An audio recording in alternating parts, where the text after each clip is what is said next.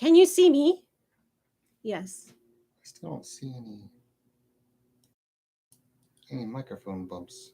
Can you hear me? I guess we could do it on Discord. Oh no, you hear me? You do? Yes! It worked! Is it coming through the Scarlet? I think so. Do you hear me if I tap this? Did you hear a tap? Tell me if you hear the tap. Well, as long as they can hear you at this point. Yay! You hear Paul too. Thanks. Yes, you heard the tap? Or if I tap this microphone. I'm just trying to figure out which microphone it is. Okay, good. The tap was heard. Excellent. All right, so now we are streaming via YouTube directly, which means the quality of this stream will be much lower than I know you come to expect from our high quality show here on Vampire Reviews. Sadness. Don't laugh at me. Anyway, thank you for coming to Vampire Book Club. Welcome. Good evening, vampires and such. I'm drinking red wine tonight, and I really need it after that whole experience. For those just joining us, this is our third time attempting this stream. When I was streaming through my streaming software, the sound wasn't working. Very unusual indeed. Nobody likes that. So we are now... yes, I cut my hair. I have new hair. Thank you for noticing. Appreciate that. I actually recorded 2 videos earlier today. I've been recording all day. This is my third thing on camera I'm doing today because I recorded my video on episode 4 and episode 5 of AMC's Anne Rice's Interview with the Vampire, which I'm chronicling every single episode in videos for you. I'm not really reviewing them. I'm more just kind of breaking them down, going through the episode point by point and talking about what it means and how it connects to the books that it's based on, because the books are my area of expertise. And speaking of books, this is Vampire Book Club. I've been stalling for time to see if I can get more people to join us. Okay, we got 61 people here. That is a great number. Thank you so much. And today we are doing a Vampire Book Club about Let the Right One In, which we have discussed previously. I did a whole video review of the book, and I also talked about the 2 movies when I did it, though my review was mostly about the book. If my review had been mostly about the movies, then I would do a usual Vampire Book Club for you tonight. But since my review was specifically about the book, because that's what the patron who sponsored that review wanted a review of, I'm not going to go through the whole book like I usually do for you, because we've done that before. And if you haven't watched that video and you haven't read that book, you can always do that later and go back and watch my video about it.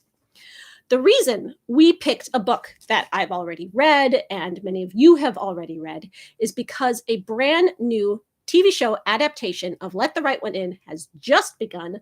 The first episode came out earlier this week. The next episode is coming out this weekend. And in anticipation of that, we wanted to reread the book and refamiliarize ourselves with it. There are actually 3 brand new vampire shows based on books. Actually, I should probably say 4, but one of them doesn't count.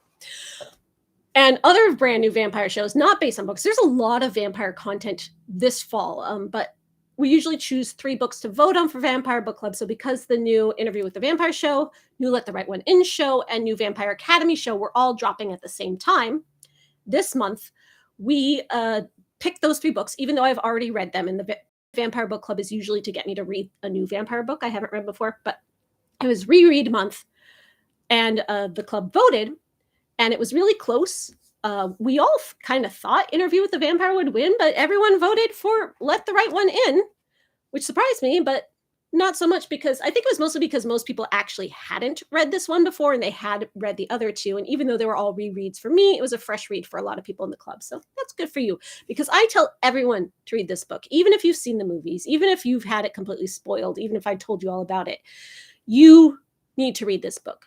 Of all the vampire books in my entire vampire library, of which that is only half, can't see it. I got a new chair too, so my chair even blocks more of the library. I'm sorry. Camera has a mind of its own. This is probably, I mean, it's so hard to say, but I would say in my top 5 vampire books that I've ever read in my entire vampire life. And everyone should read it. It is brilliant. It was originally written in Swedish and translated to English. The English translation is excellent. It's been translated to many languages. So read it in your native tongue. I don't know how the other translations stack up, but the English one is critically acclaimed, an excellent translation. So who watched the TV show? Who saw the first episode of the TV show? I just watched it last night. You think it's the best book we've ever read for Vampire Book Club? I would agree. And, you know, there's books that are the best and there's books that are my favorite. Not necessarily always the same, right? But in this, it's both. And like Interview with the Vampire is another one of the books that I think is the best and also my favorite. And when it comes to like which one's better than the other, I couldn't compare. They're completely different, totally different styles of writing, styles of vampire, everything. Yes, there is a TV show. You must have just joined us. So Let the Right One In, the TV show, just premiered on the Showtime channel in America. I don't know about other countries, but if you get Showtime or whatever their streaming equivalent is, you can watch it.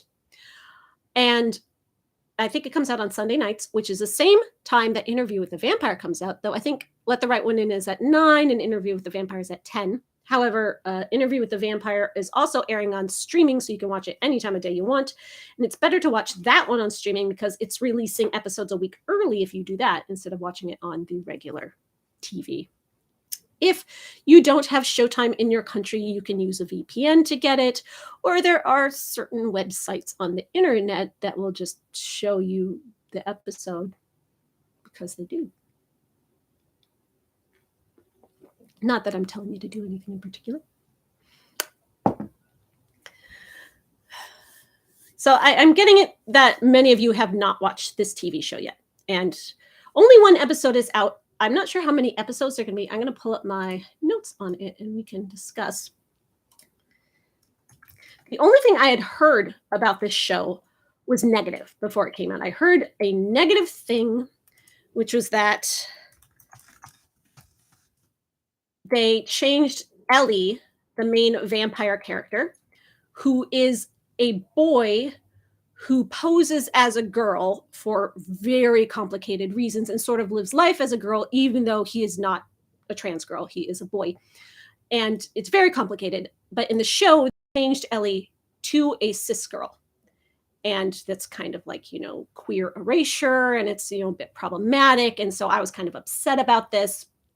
But the American movie did the same thing, right? So it's not like it's the first time that happened. Oh, thank you, JKS 80s horror fan, for the $15. I love vampires, but I hate to read, especially Swedish. Well, you can read it in English, but if you hate to read, that's okay. There were 2 movies made out of this book. Like I mentioned, the American one and the original Swedish one. The Swedish one you can watch dubbed or with subtitles. For that particular one, I preferred the subtitles. But the American one is not a different movie of this book. The American one is an American shot-for-shot remake of the Swedish movie. It uses the same shooting script. It's not another version of the book. But the changes it makes from the Swedish movie is that it modernizes it, because it's set in the 1980s. It's a period piece. And it also changes the vampire to a cis girl. So those are the 2 changes. And the TV show is doing the same thing, and I had a negative opinion of that. That was all I knew. So I was kind of expecting to go into the show and not like it. Just kind of from the start. I'm trying to see how many episodes there are here. So it looks like there'll be 10 episodes. It is a 10-episode show. And second episode is coming out on the 16th. So 2 days from now, you can watch episode 2 if you haven't watched episode 1 yet. And Ellie being a girl is not the only change this show has made. This show has made a lot of changes, and that's not a bad thing. Change doesn't mean bad. A lot of book purists don't like change. We've run into this a lot with the reaction to the Interview with the Vampire TV show, which I've been talking about all month. It's consumed my life. Look, I even have the official merchandise. Change doesn't equal bad. A lot of people dislike the changes Interview with the Vampire has made for reasons about what those changes are. Each to their own.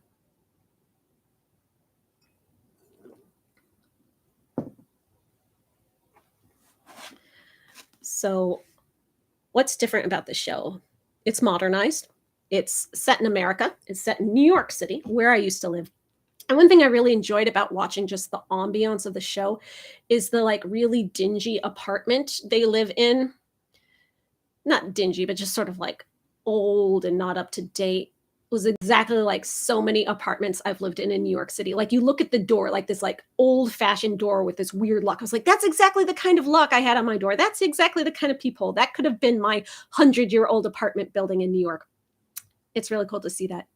Thank you, Conrad, for the $4.99. When is the TV series set? 80s again? Nope, it is set in modern times. And Oscar's name has been changed to Isaiah, and his mother is played by Anika Noni Rose, who is a famous movie and TV star or movie star. She's great. She's kind of the biggest name, at least to my knowledge, that the show has, which is interesting because Oscar's mother in the book is not a big character. She's a much smaller character. So now the mom is one of the main characters, the star actor of the show. And her name it's Naomi now. And Oscar's name is Isaiah. And they are a Black family in modern day New York City. And she is a police detective. So already it's kind of got the vibe of a police procedural show, which I used to watch Law and Order when I was a kid, but other than that, the only real cop shows I've ever watched has been Lucifer. So I'm not like up to speed on how cop shows go now, but it did kind of, she goes to the murder scene, she talks to the other detective, they're getting the clues, but because she is not the only character in this, we're not following her along to solve the murder. We do get to go with other characters that kind of lead us into what the murder was before. So it's not about the audience solving a mystery of the week, a murder of the week, and trying to find out who the bad guy is. You wish they had kept the name Oscar but made him Latino so they could keep his name Oscar. That would have been nice, but Ellie's family is now Latino. So her dad is played by Demian Bichir. I'm probably not pronouncing that right. And she is played by Madison Taylor Bays. She is a very talented little actor. I thought the kid playing Isaiah, I mean, he's okay, but he's a kid actor, so of course he's not going to be great. But the girl playing Eleanor, she was fantastic. And looking at her IMDb page, she doesn't have that much experience. So they found a winner with her. She is amazing. So the show starts with Isaiah, Oscar, and his mom, and he's getting ready for school, and he is obsessed with magic tricks, which, Oscar in the book, like he liked his Rubik's Cube, he liked candy, he liked playing with knives. He had his hobbies. This one is obsessed with magic tricks and doing magic, and at school that gets him bullied because people think magic is gay for some reason. I don't know. I think a kid who could do magic tricks is cool, and he's good at them. He's really good at tricks, but no, it gets him bullied. Everyone thinks he's very effeminate for doing magic tricks because it's sleight of hand, and that's a delicate thing to do. It's not manly. So his mom wants him to like cut out the magic and try to be a normal kid so he can fit in. And it's really important to her that he fits in. She's not one of those moms that's like, I love you no matter what. Be your true self. No, she's the kind of mom that says, stop getting bullied. Maybe it's because she's a cop. Maybe it's because they're Black and they have like a lot of family trauma that gets passed down that makes her treat her son this way. She's not a bad mom. She's very tender and caring, but this particular issue, she wants her kid to stop getting bullying. So she tries to make sure he dresses right. She tries to make sure he acts right. He goes to school, and of course he still gets bullied. But she really hurts his feelings. And later on in the show, she goes to a magic shop to buy him a new magic trick to try to like make it up to him. And she's talking to the magic shop guy, and she's like, this is what he's into, but it kind of gets him bullied at school. So the magic shop guy is like, well, I'll sell you this really cool trick that where you stab a rod through your arm, and the other kids will love that. That won't get him bullied. And she's like, oh, he won't really like that. Just give me the other magic trick. So she buys both, and that's her like makeup thing to him.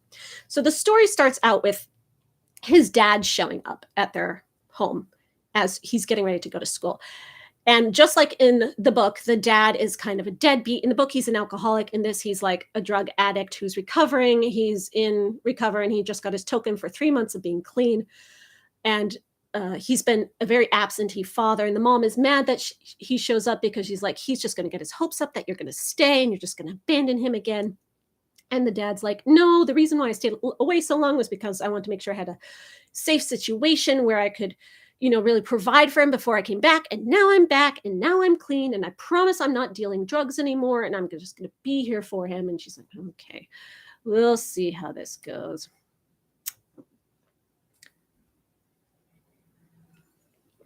And meanwhile, we're also introduced to Ellie and her father.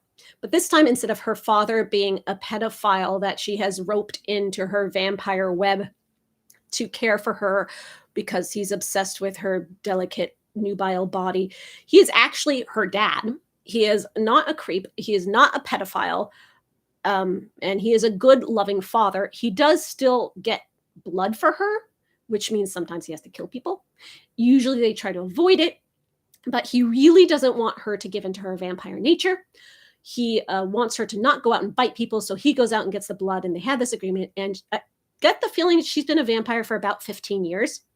So even though she looks like she's 12, she would be, in her mid-20s by now. So she can talk to him like on an adult level, and he kind of treats her on an adult level, even though she still has that childlike whimsy and wonder, and she still does want to do kid stuff too.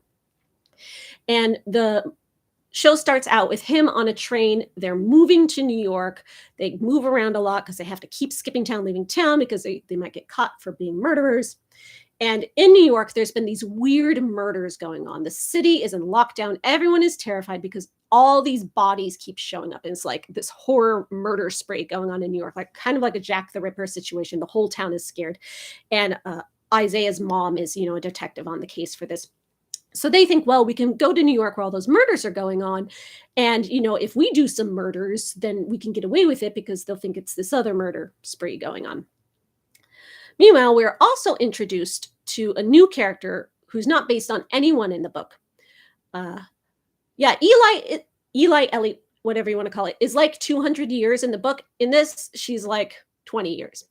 So her dad, when she was 12, so like 15 years ago, he got turned into a vampire. And part of the reason they move around a lot is because they're trying to find the vampire who attacked her and find this guy and get him to cure her. They're convinced if they find the vampire who attacked her, they can get the vampire to cure her. So they've been kind of like chasing murder sprees around the country. And every time they think they find like, oh, that must be the vampire doing his murder thing again, they move there. And so the dad really wants Ellie to have a place where she can settle down and just have like a normal life. And this is really important. He really wants this for her. And he's been promising her this. And he's like, look, we'll actually get furniture this time in this apartment. And they're still next door neighbors to Isaiah Oscar.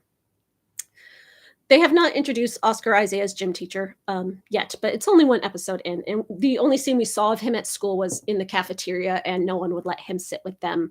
And then he finally went to go sit with the outcast goth girl, and even she was too cool for him, and she dumped him because he's that much of a loser. Even though he's like a handsome little boy, like he dresses well, he's awkward in that he kind of talks too much. Like he'll go up to kids and be like, hey guys, and he's not like cool. He doesn't know how to be social, but he's sweet. Like I get why bullies might pick on him because he's effeminate, but I don't get why like he doesn't have any like normal friends of like normal kids who aren't bullies. That's kind of weird, but I guess we'll find out more.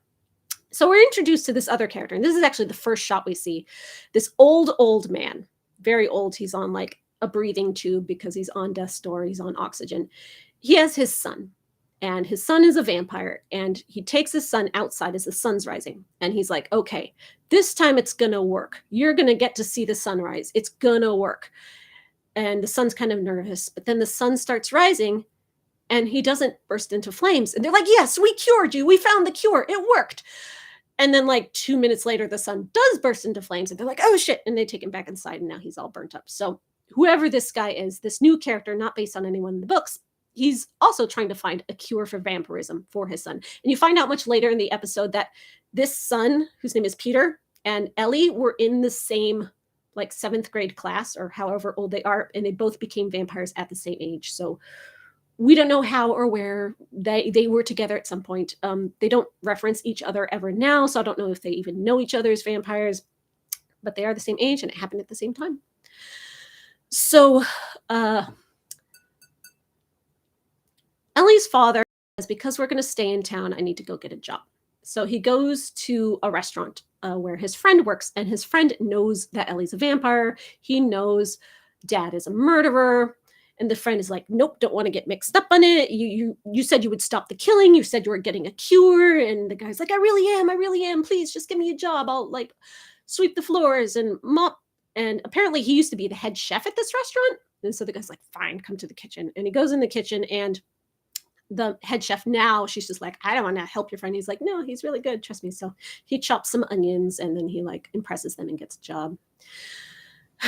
But his friend who owns the restaurant is still really like not on board, really nervous. He tries to kick him out. He lets him back in. And the dad says it's not just that the murders are going on that we think can cover up our murders. It's that we think the murders going on are related to vampires, and we want to find the murderer of these, grisly murders, and maybe he can help us get the cure. So we are still working on it. And finally the restaurant guy's like, fine, you can have a job, even though I don't really like this. So on the murder scene, the mom, Naomi, goes to a murder scene, and we see the victim, and the victim looks like he's been set on fire. He's kind of melted. So of course we're thinking, oh, that was a vampire who got burnt up in the sun. But she does some snooping, and she finds out that there's a drug on the market. Well, the guy says the only person that he saw coming to that area had glowing eyes and was walking weird. So later on, we find out that all these people that are dying have been taking a drug, and the drug sounds like it's based on vampire blood or vampire technology or something. So the drug, this new street drug, is something that will make them have the powers and the high of a vampire for a night. But then the next morning, they have the vampire's weakness, the sun burns them, and some of them are actually getting burned up in the sun, which is all the murders going on around town. It's not murders, it's just them burning up in the sun. But of course, the mom doesn't know that. We, the audience, are piecing it together, and Ellie's dad is piecing it together, and he chases someone he thinks is a vampire. It turns out it's just a person on this drug, but he gets their phone, and he goes to where they're going to have the drug deal. And when he gets there for the drug deal, it's Isaiah's dad. He is dealing drugs. He lied. So murder dad ties him up and, is threatening him with a knife. And he's like, tell me about this drug you're selling. Where does it come from? And Isaiah's dad is just like, I don't know. I'm just the seller. I don't know. Please. And he sort of tells him like, he doesn't know it's vampire powers. But of course, when he's describing the powers a drug gives, we know it's vampire powers. And then Ellie's dad is like, meanwhile, Ellie is like, I need blood. I'm starting to get the shakes. I really need blood. And he promised he was going to go out and get her some blood. And he was like, don't eat anyone. I'll get you the blood. So Ellie's dad wants to kill Isaiah's dad to get the blood. And Isaiah's dad is like, I have a son. I can't. Do you have a kid? Do you know what it's like? Please, I have a son. Don't do this. I just want what's best for my son. That's why I was selling drugs. I really am a nice guy. Look, I'm clean. But he shouldn't have told Ellie's dad he was clean, because if he was on drugs, Ellie's dad wouldn't want his blood because he doesn't want to give Ellie drugged blood. But because he says he's clean, Ellie's dad is like, well, I'm doing the best thing for my kid too. And then he slits his throat and drains his blood. And now Isaiah, Oscar's dad, is dead. Like, that doesn't happen in the book. He's like there, and, he actually goes and spends time with him. But yeah, he drains his blood, collects it in a jug, takes it home to Ellie, who like guzzles the whole jug. Meanwhile, we've seen her exhibit some vampire power. She kind of crawls around at creepy speed.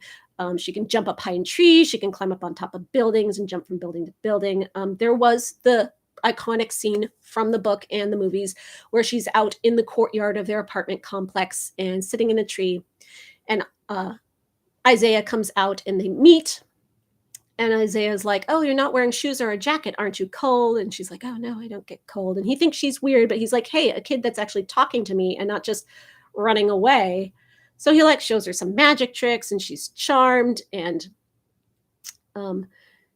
her stomach is growling because this is before she gets the blood. And like when her stomach growls, it makes like monster noises. It's like these really loud, like monster growls. And he's like, oh, you must be hungry. Here's a candy bar, which, another callback to the book, the candy bars. But except he didn't steal it. He just has it. He's not a thief like Oscar is. And she's like, well, I can't eat chocolate, but you could eat it for me and I could watch. And he's like, that's really kind of weird, but sure. But anyway, it makes them bond and now they're kind of friends. And then they do have another scene out in the courtyard later on where they kind of meet again. And like, this is right before her dad comes home with blood. So she's like really ravenous and she almost eats him. Like she's about to break the rules and eat Isaiah.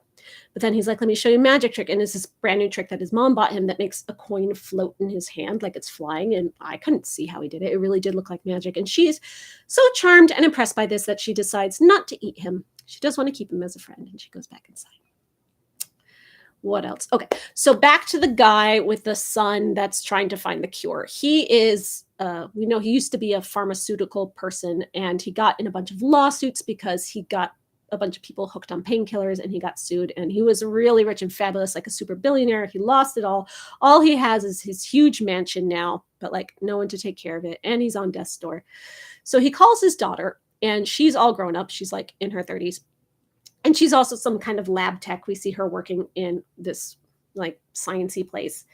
And he's like, come home. I need to tell you something. And she's like, no, I cut you out of my life because you're a horrible father and I hate you. When my little brother died when he was 12, the brother that I raised because mom left and you were a horrible father. You were mean to me and I cut you out of my life because my brother was all I ever cared about. And he's like, well, it's about your brother. So come home. So she goes home, gets to the mansion.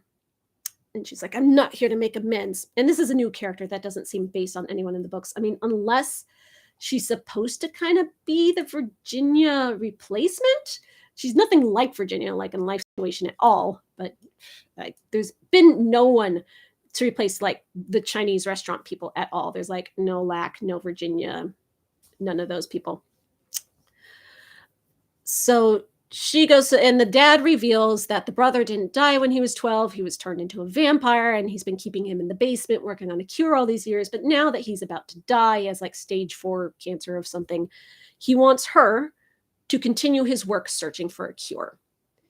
And she sees her brother, who is still like all charred and like burnt up from going in the sun. And they have this very touching reunion. So now that he's finally revealed the dark secret that the brother didn't get mauled by a bear, and even though she went to the funeral, he's not in the coffin, he wants her to continue his work because he's about to die. So the impression I get is that because he's so poor, he's been creating the vampire drug and selling it as a way to try to raise money to keep himself afloat. Because if he has the chemicals and the equipment to be working on a cure, he probably has the chemicals and equipment to be making these little pills that he's selling. So he might be behind it. That's my guess. He might not. It might be someone entirely different. But we know that when Ellie's dad eventually connects with this guy, so like we have the A plot, the B plot, the C plot. So when the A plot and the C plot eventually connect, he will, maybe they'll work together to find a cure, or maybe the dad will die and he'll be working with, the daughter, whose name is Claire.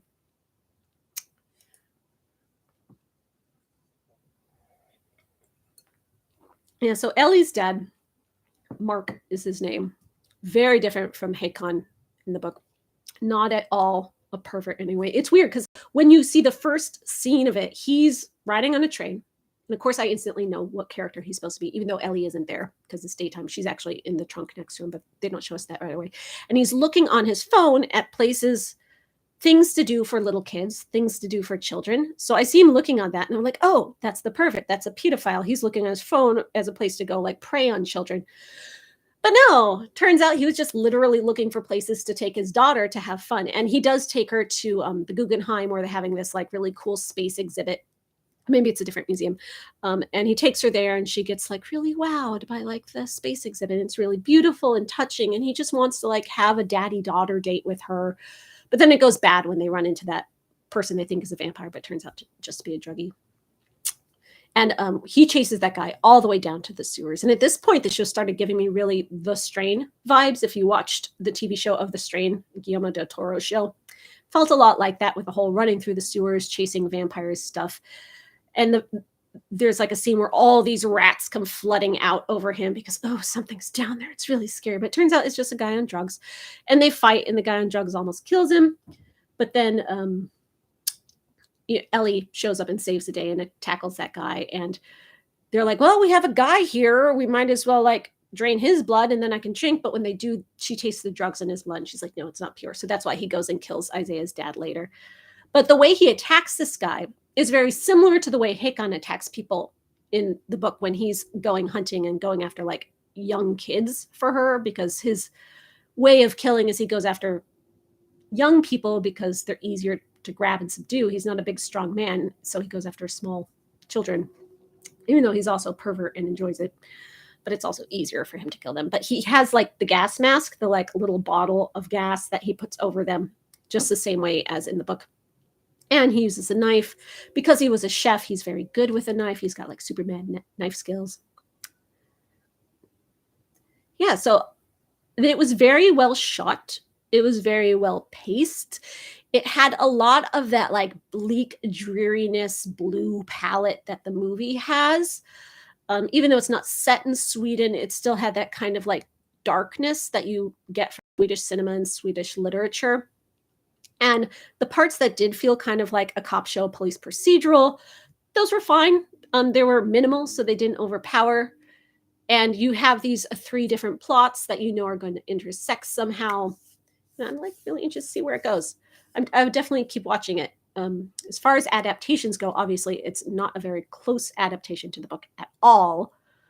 Very different, which I think will probably upset a lot of people who are super big fans of the book. But unlike things like Interview with the Vampire, there's not really a fandom for Let the Right One In. Like, people don't have ship wars about it. People don't write fanfic. I mean, I'm sure there's some out. There's not a fandom around this. So I don't think it will have that kind of rabid fan reaction that Interview with the Vampire had. So we'll see. But you can watch the show and get a totally different experience than reading the book. So even if you're going to watch the show, I still really recommend reading the book. One of the best vampire books I've ever read in my entire life. One of the best books I've ever read in my entire life. People in the book club were saying that, like, this is the best book we've read in Vampire Book Club. And it will probably always be the best book we've read in Vampire Book Club, because all these other books on my shelves, I haven't read them yet, but I've never heard of them being any particularly amazing thing. And, how can you top this? Honestly. Very good book. Not just like in a literary, like highbrow way. It's exciting. It's fun. Like the characters are really compelling. Like even the like most despicable characters in here, like the awful pedophile murderer and everyone else, like you get sucked in and you understand them and you like want to see what's going to happen to them. Like when Hakon is murdering a little kid, like you obviously don't want that kid to die. You don't want the murderer to get away with it. But the way the suspense is built, you're kind of like, oh no, he's going to get caught. And this thing he's trying to accomplish won't get accomplished. Like it sucks you in. It gets you in there in the characters' heads. And unlike the movie, where Oscar and Ellie are like the central focus, the main characters of the movie, this is much more of an ensemble book. And they're kind of, they're a main plot, but there are like 3 other main plots, and they're just one of them. And the movie's really focused on them and made it into a vampire romance, but the book's much more than that. The TV show seems to be too. It's interesting to me that they made the mom a main character when she's not a main character in the book at all. And that they introduced this new character, Claire, the scientist technician. I like more female characters like that, especially, STEM female characters. That's really interesting. And like I said, the actor playing Ellie is great for a child actor. She is just so good. The actor playing Isaiah has room to grow. Yeah, we haven't really met any other characters yet. The restaurant guy is high build, so he might wind up being important. Someone named Matthew Dean is high build. I'm not sure which character he was. Yeah. I'm looking at IMDb and seeing who's there. Like, Isaiah's dad is billed in 2 episodes, so even though he's dead, like he got killed off in the first episode, I think he'll probably come back in like flashback scenes, which is cool because I really like that actor. I'd like to see more of him. Thank you for everybody commenting on my haircut. Because my hair is 2 colors, I just kind of wanted to like cut off the darker color, but I didn't want to go that short. So I cut off some of the darker color and then I'll cut off the rest when it grows more. All right. I've been talking a lot and I see you've been chatting a lot. So I'm going to scroll up in the chat and see what you said. See if there's any questions I can answer. If you asked me something and I missed it, feel free to ask again because I do miss things. Oh, thank you, Conrad, for the $4.99. So the son vampire, the old man, and the sister sound intriguing. Is it actually saying anything thematically interesting, do you think? Well, I think the focus on vampirism being a disease that needs a cure is different than the book. Very different. The fact that she's a brand new vampire, only been around 15 years, she's not like a 200-year-old vampire. She was still assaulted. It's sort of that rape allegory that happened to Ellie in the book. But the main theme of it so far seems to be family, the things we do for our family, the things we do for our children. This random chef guy's daughter got turned into a vampire and now he's a murderer. Like, who would have thought? Like, what is the extent that you would go to for someone you love, especially your child, an innocent child? Like, you look at what Isaiah's mom goes through to try to keep her child safe, and her idea of what's safe, him not getting bullied, and what Ellie's dad goes through in keeping her safe, moving around the country. He found an apartment with a bathroom that has no windows where she can be safe during the day. And what the old man and his son Peter, what he's going through to keep him safe. He's selling these horrible drugs on the street just so he can fund his research, and that's my assumption so far. I don't know that for sure, but the kind of like evil he's spreading in the world for the sake of his son. And it's like, how far would you go to protect the ones you love, and at what cost? And the vampire represents that cost. The vampire is that thing that pushes us to that limit, which is pretty dark. I think that's a great theme to explore and different from the book. So we'll get to see some new explorations. Oh, thank you, Lindy Call, for the $9.99. Thank you. Oh, Tommy will probably never be in an adaptation. You know what? You're probably right. Tommy, I don't want to say he's one of my favorite characters from the books, but his story is one of the best parts of the book. Tommy is just kind of like a rough street kid with a heart of gold who's like kind of hangs out with some other rough kids.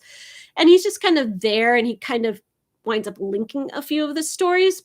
And he's always cut out of the movies. But at the end of the book, when Hakon has melted his face off with acid and then been turned into a vampire and then fallen out of like a 20-story window and then been smashed on the ground, but still alive because he's a vampire, yet has no mind. He's like basically a zombie, and all he knows that he wants is blood and little children because he's still a pedophile. So you got this zombie pedophile vampire with a melted face shambling around, wreaking havoc.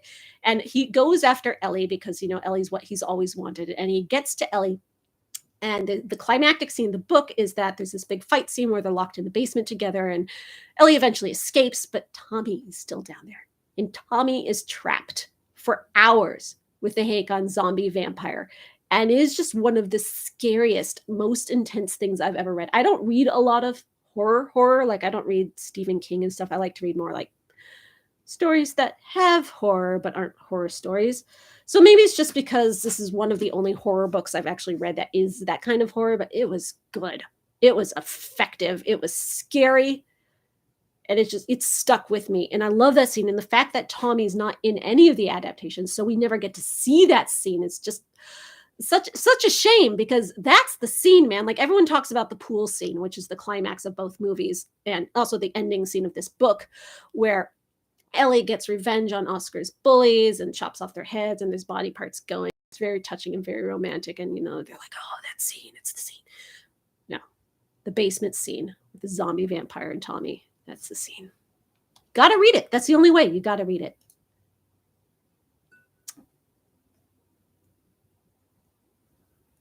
Did I find myself comparing the show to the new Vampire a lot? You know what? I did. Because I'm like, oh, this is an adaptation of a book I love, and this is an adaptation of the book I love. And the main difference is that the Let the Right One In show follows a standard TV show format. It has an A plot, a B plot, a C plot, and then, like, I guess, minor other little plots that kind of connect through. And it does the thing where we meet a character, we focus on the plot, we cut to another one, focus on that plot, cut to another one, then come back. Very standard TV show formula, which is good. We have this formula for a reason. It works for TV. It fits patterns. It fits your brain's expectation. And it felt like a TV show. It felt like good TV, like quality TV. But you look at Interview with the Vampire, and the very premise of that story is it's one person telling a story. It's an interview. So everything in the story is from this one person's point of view. We only see what he's doing. So there is only the A plot. And, I'm not going to say that doesn't work for TV, but it's not standard TV. It's not what you expect. So it's not as effective. It's not as TV feeling of like what, prestige TV feels like. It's a beautiful show, and it kind of works more like an art movie, I guess, because it does only follow that one point of view until episode 4, when suddenly we get a second point of view, because now we have Claudia's point of view from her diaries. But you haven't seen that yet, but I have. But yeah, so that's the main difference, is because you're not going from plot to plot, streamline to streamline in Interview with the Vampire, and then there's nothing to intersect, to bring together. There's nothing to like weave in that. It has a very different feel. And I don't think it works as well for TV. Like Interview with the Vampire is a book, and it works as a book. And the reason it's never been adapted in so many years since the movie, even though they've been trying to adapt it for ages, is because it's hard to adapt to TV just for that reason.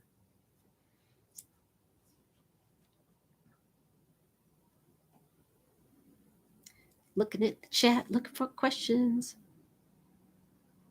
In the short story sequel, do they mention Tommy being okay? I haven't read that yet. I did get it recently. I own it now. It's on my shelf, but I haven't read it yet. I don't think the short story sequel does have Tommy in it, just because, as far as I know, it's just focused on Ellie and Oscar, because the book ends with them riding off into the sunset to live their own life together, and you get the impression that Oscar is now going to be her new caretaker, like Hakon was, and he's going to have a horrible demise like Hakon. It's pretty bleak. Or maybe she's breaking the cycle. Maybe Ellie and Oscar will live happily ever after. You could see it either way. It's ambiguous for a reason. But I think the short story sequel just focuses on them and where they go and what they do. So I'm doubting it mentions Tommy.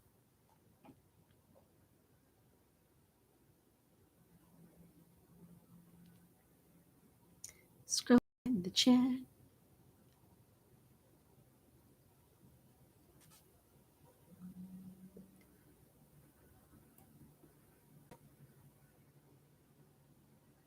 Where can you buy the book? Wherever books are sold. This book has been translated into many, many languages. Whatever country you're in, if you don't mind supporting Amazon, go right to Amazon, or Barnes and Noble, other booksellers. You can probably find a used copy. It's been around long enough that there are plenty of used copies. Go to like Thrift Books or whatever used bookstore that you like ordering from.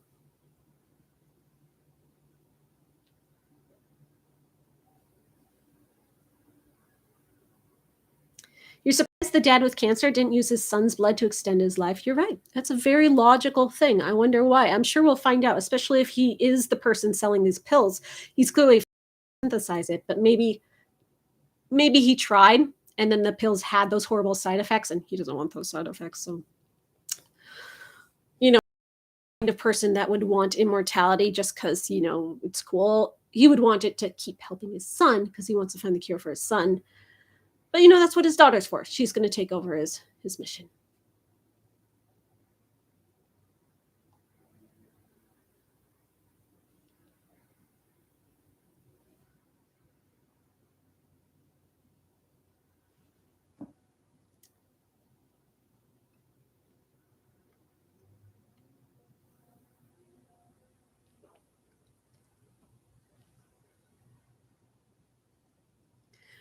You wonder if the brother guy or Ellie's dad is going to be the burned vampire. You mean, like when he melts his face with acid? I guess it could go either way, because the brother character, as far as I can tell, is entirely new, not based on anything in the book, though he might end up being the stand-in for one of those other side characters we haven't seen in yet. Maybe he's the Tommy, and now he's a vampire. I don't know.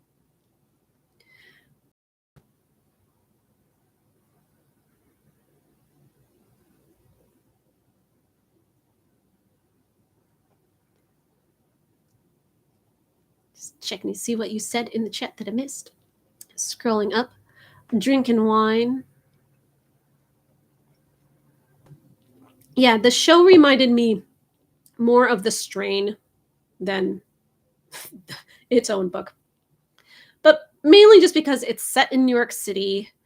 The dad character is a lot like, that character in the screen, the rat catcher guy. He goes down in the sewers in the same way. He kind of has a similar accent.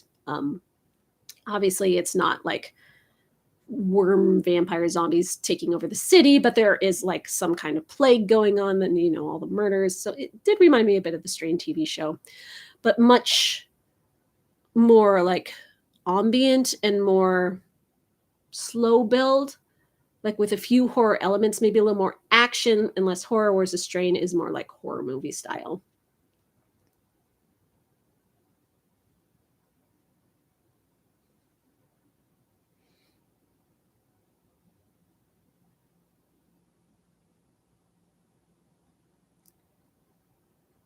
It is very different. But like I said, different isn't bad. If you were really hoping for a book accurate version of Let the Right One In, you will be disappointed by this show. But not that serious to you, it seems like it's going to be a good show. Of course, we are still bothered that they, changed the really complicated gender situation of Ellie and just made Ellie a cis girl. It's TV. And for a Showtime show, I was expecting it to be maybe a little more like scandalous, like more skin or that, but there was nothing really like sexy about the show at all. And clearly there's horror stuff. There's lots of blood. We got to see a guy's throat slit and see him drained like a pig. But, All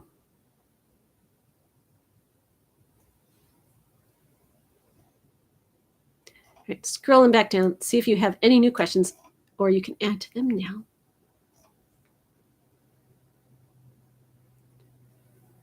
Yeah, Ellie is just a girl in the show. She was a little girl, got bitten by a vampire, and now she's a little vampire.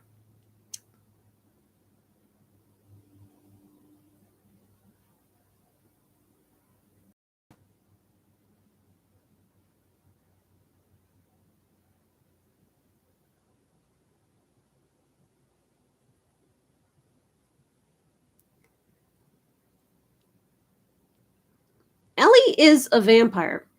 She drinks blood. Like, her caretaker brings her the blood and she drinks it out of a bottle, but she can just bite people's necks. And when she does bite them, if she doesn't kill them after drinking their blood, they do turn into a vampire too, which is what happens in the book a couple times. Like, that's what happens to Virginia. So when she does bite people's necks and drink their blood, usually she, snap their spine afterwards. And if she doesn't, her turning into a vampire after. So she is a vampire. If she doesn't want to be compared to a vampire, it's probably because it's that whole thing like, forget what you learned about Dracula. That's not what real vampires are, that kind of thing.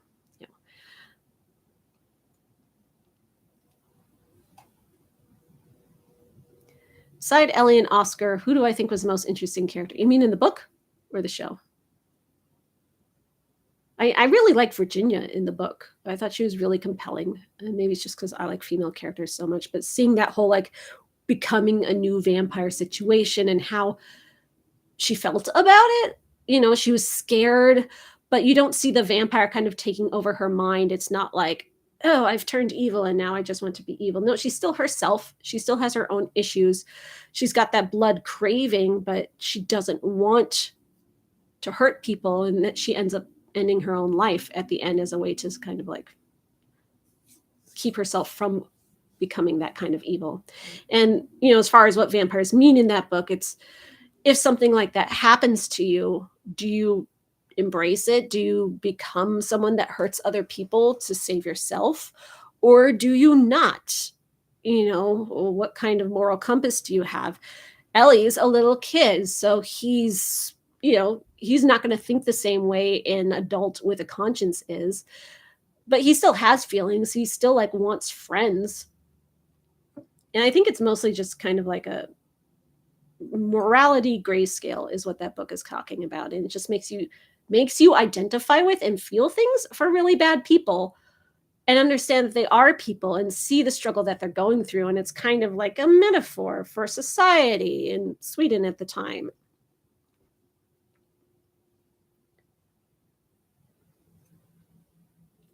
Yeah, Tommy, I wouldn't say he's my favorite character because his parts, before the exciting ending weren't that interesting to me. But I do like what happens to him at the end. And I do like that through his gumption, he survives.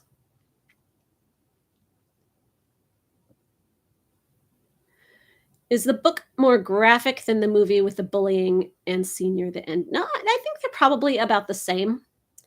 They have the thing where he fights back and he hits the guy's ear, and then in the book he sets their desks on fire.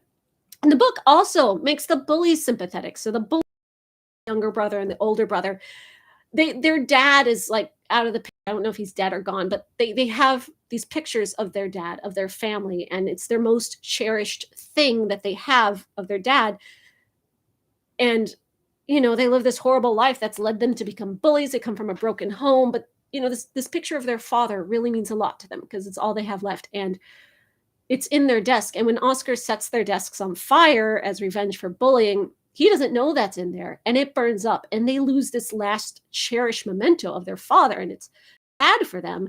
Of course, retaliating by bullying Oscar and trying to drown him in the pool isn't, a good thing to do, but you understand their pain, and you understand that like violent reaction that comes from them because of their horrible upbringing and the way these poor children have just been, let down by society. So like everyone, you feel for everyone in this book.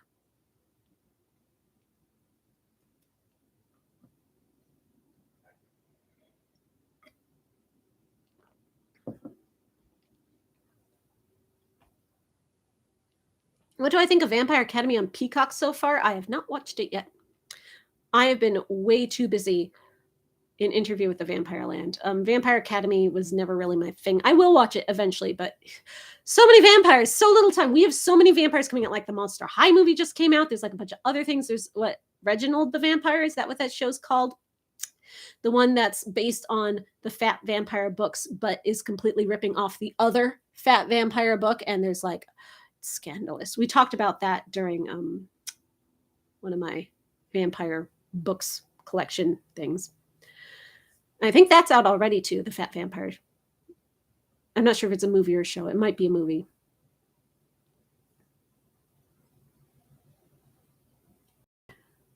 Oh, yes. So if you don't understand what I was saying about Ellie being changed to a cis girl in the show, because you haven't read the book. So in the book, Ellie was a little boy, and hundreds of years ago, he lived in this place where every so often the local vampire lord, required the people to bring sacrifices of children to him. And Ellie was the most beautiful little boy in his village. So, of course, he got chosen to be the sacrifice. And him and a bunch of other kids got sent up to the horrible vampire lord. And the vampire lord, picked Ellie. It's a whole, flashback sequence. And he takes Ellie and chops off his penis and everything, and then turns Ellie into a vampire. And that's Ellie's vampire origin story. Later on, 200 years later, he's still living. Don't know where the vampire lord is or any of that other stuff.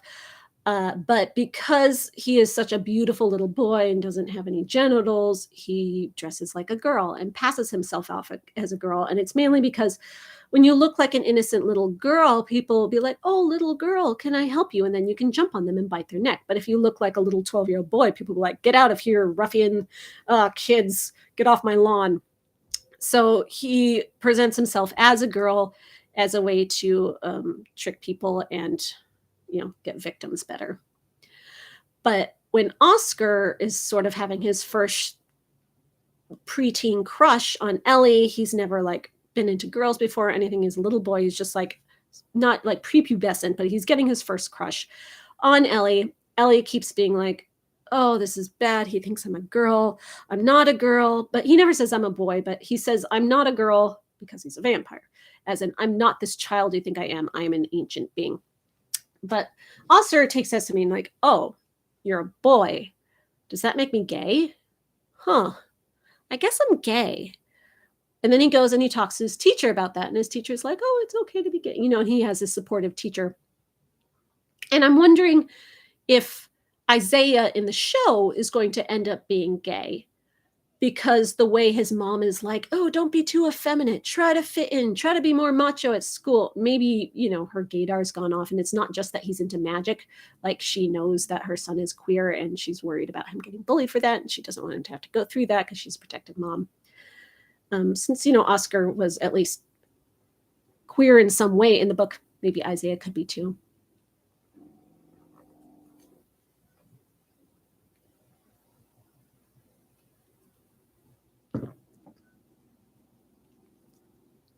Yeah, very complicated backstory. And you know, when the author was writing it, he wasn't aware of the harmful tropes of, you know, trans women are just a man in a dress trying to prey on people, to get into women's bathrooms, to rape women, and that harmful trope and everything, those horror stories. So him making Ellie a boy in a dress because it's easier to prey on people, he wasn't meaning to feed into that trope, but it did against his intentions. So, you know, make of it what you will. Culture in Sweden is very different than culture in America, so you have to take consideration too. I think he meant well. I don't think he meant anything harmful by it at all when he was writing it.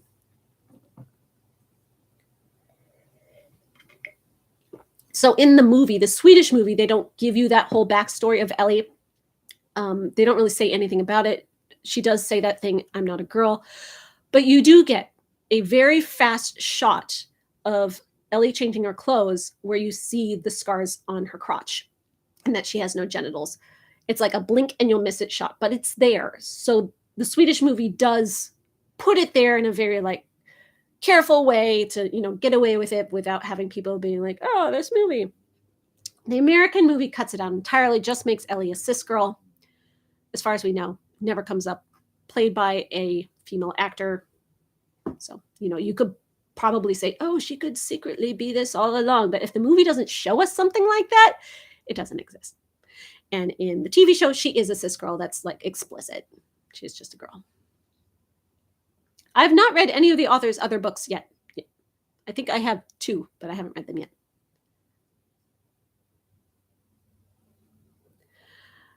Oh, it suggested that Oscar becomes a vampire? That's interesting. Who's going to take care of them? Like, if neither of them can go out during the day, who's going to take care of him?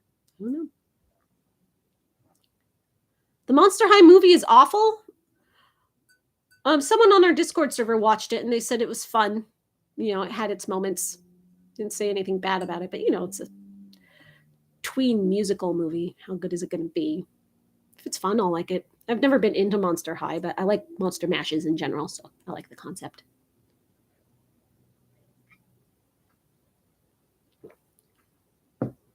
The American movie does have a deleted scene of Ellie getting preyed upon by the vampire lord. Really? That's really cool. I guess she doesn't get her genitals chopped off because she's a girl, but getting preyed upon by a creepy vampire is still a cool scene.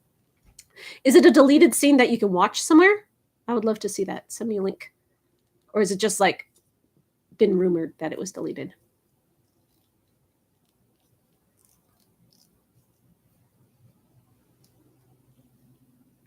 Do I know any monster mashes that are dark and serious?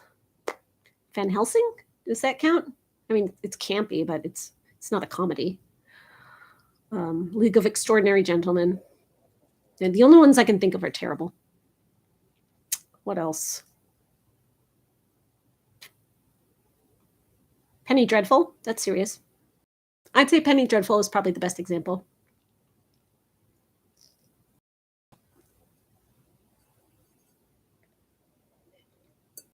Penny Dreadful is definitely dark and much less campy than Van Helsing and League of Extraordinary Gentlemen.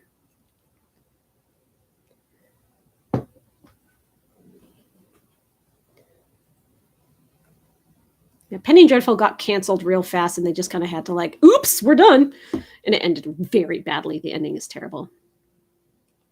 It had so much potential. You know, it's not their fault. They didn't know they were going to get ended that way. They had to do what they could. Yeah, I like the League of Extraordinary Gentlemen comic, but Mina's not a vampire in the comic. In the movie, she's a vampire, so therefore it's a vampire movie. So, you know, vampire reviews, but the comics, she's not a vampire. So, though I do like monster meshes.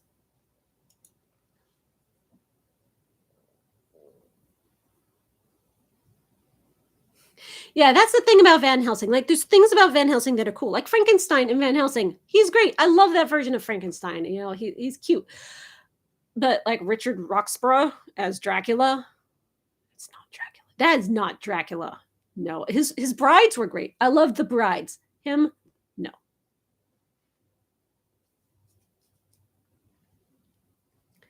Sanctuary with Amanda Tapping had a lot of vampires and other monsters too. I don't know. I've never even heard of that. What is that? I have to look that up. Yeah, like League of Extraordinary Gentlemen is one of those guilty pleasure. I know it's bad, but I love it movies. Not that guilty pleasures are really a thing. And I don't know that it actually gives me much pleasure, but I like it in theory. Like there's things about it I like. It's not something I rewatch, but it's something that I'll always include in a list. True Blood was more of like a supernatural kitchen sink. Like, would you call the series Supernatural a monster mash? I mean, technically yes, but usually if it gets into things like fairies and elves and stuff that aren't like classic horror gothic monsters, then you're looking more at the supernatural kitchen sink trope. Yeah, so the classic horror goth monsters are usually like those Universal Studios properties, not the movies themselves, but the things they adapt them from, and usually things that are more scary and less like just different species of people. What would I class The Strain as? The TV show? Well, I've reviewed 2 seasons of that show. I was going to review all the seasons, but then our own pandemic hit and I just like lost the heart for it. And I'm like, no more pandemic TV, please. And I stopped. I'll get back to it one day. But The Strain is horror. The Strain is straight up horror. They are vampires, but they're a different kind of vampire. They have more of a zombie mentality, but so do many vampires. You look at like one of the first vampire like things that was major is I Am Legend, and the movie based off it. Last Man on Earth. Yeah, Last Man on Earth. And then the Omega Man was the other one. So Last Man on Earth, which is what inspired George Romero to create zombies, because those vampires were more like zombies. And that's how he came up with his zombies. But they were vampires originally in I Am Legend. So the strange vampires are more like that, but they are still vampires. Even with the whole worm thing, that comes from the Filipino vampire lore, classic Filipino lore.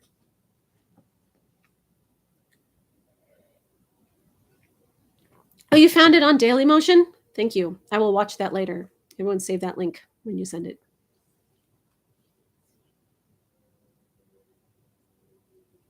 The Van Helsing series with female Van Helsing, she's like Vanessa Helsing, right? Was great, based on the comic series. I have not watched it. It's been around for a while. I was aware of it when it first came out. I was like, oh, that's a thing I should watch. And then I didn't. I'll get to it. So many vampires, so little time. I've not watched an anime called Vampire Wars. Is it good?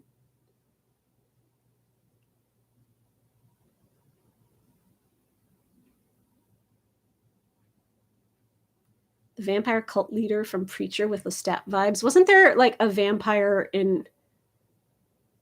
Oh, no, I don't think he was a vampire. But a guy in American Horror Story with major Lestat vibes too. And like Midnight Mass. I haven't watched that either. But that's like a very vampires based on religion thing. And I'm not that into religious vampires. The whole like super Catholic vampires in that, like the cult kind of vampires. They're fine. It's not like the thing I'm super into. I'm more into vampire, like individual vampire stories. Vampire Knight is interesting. Is that the anime? I have watched the anime, unless you're talking about a different Vampire Knight. Will I put a link to my Amazon wish list? My vampire wish list? Sure. Not just for me, but for you to also add these things to your wish list. Obviously I have a lot of things already, so not all the vampire things on this wish list, but no, you can also access all wish lists from here. But if you want to create a vampire wish list of your own, here's mine.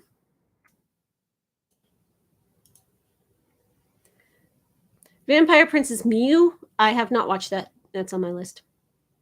Would I ever watch the anime series Shiki? Yes, I would.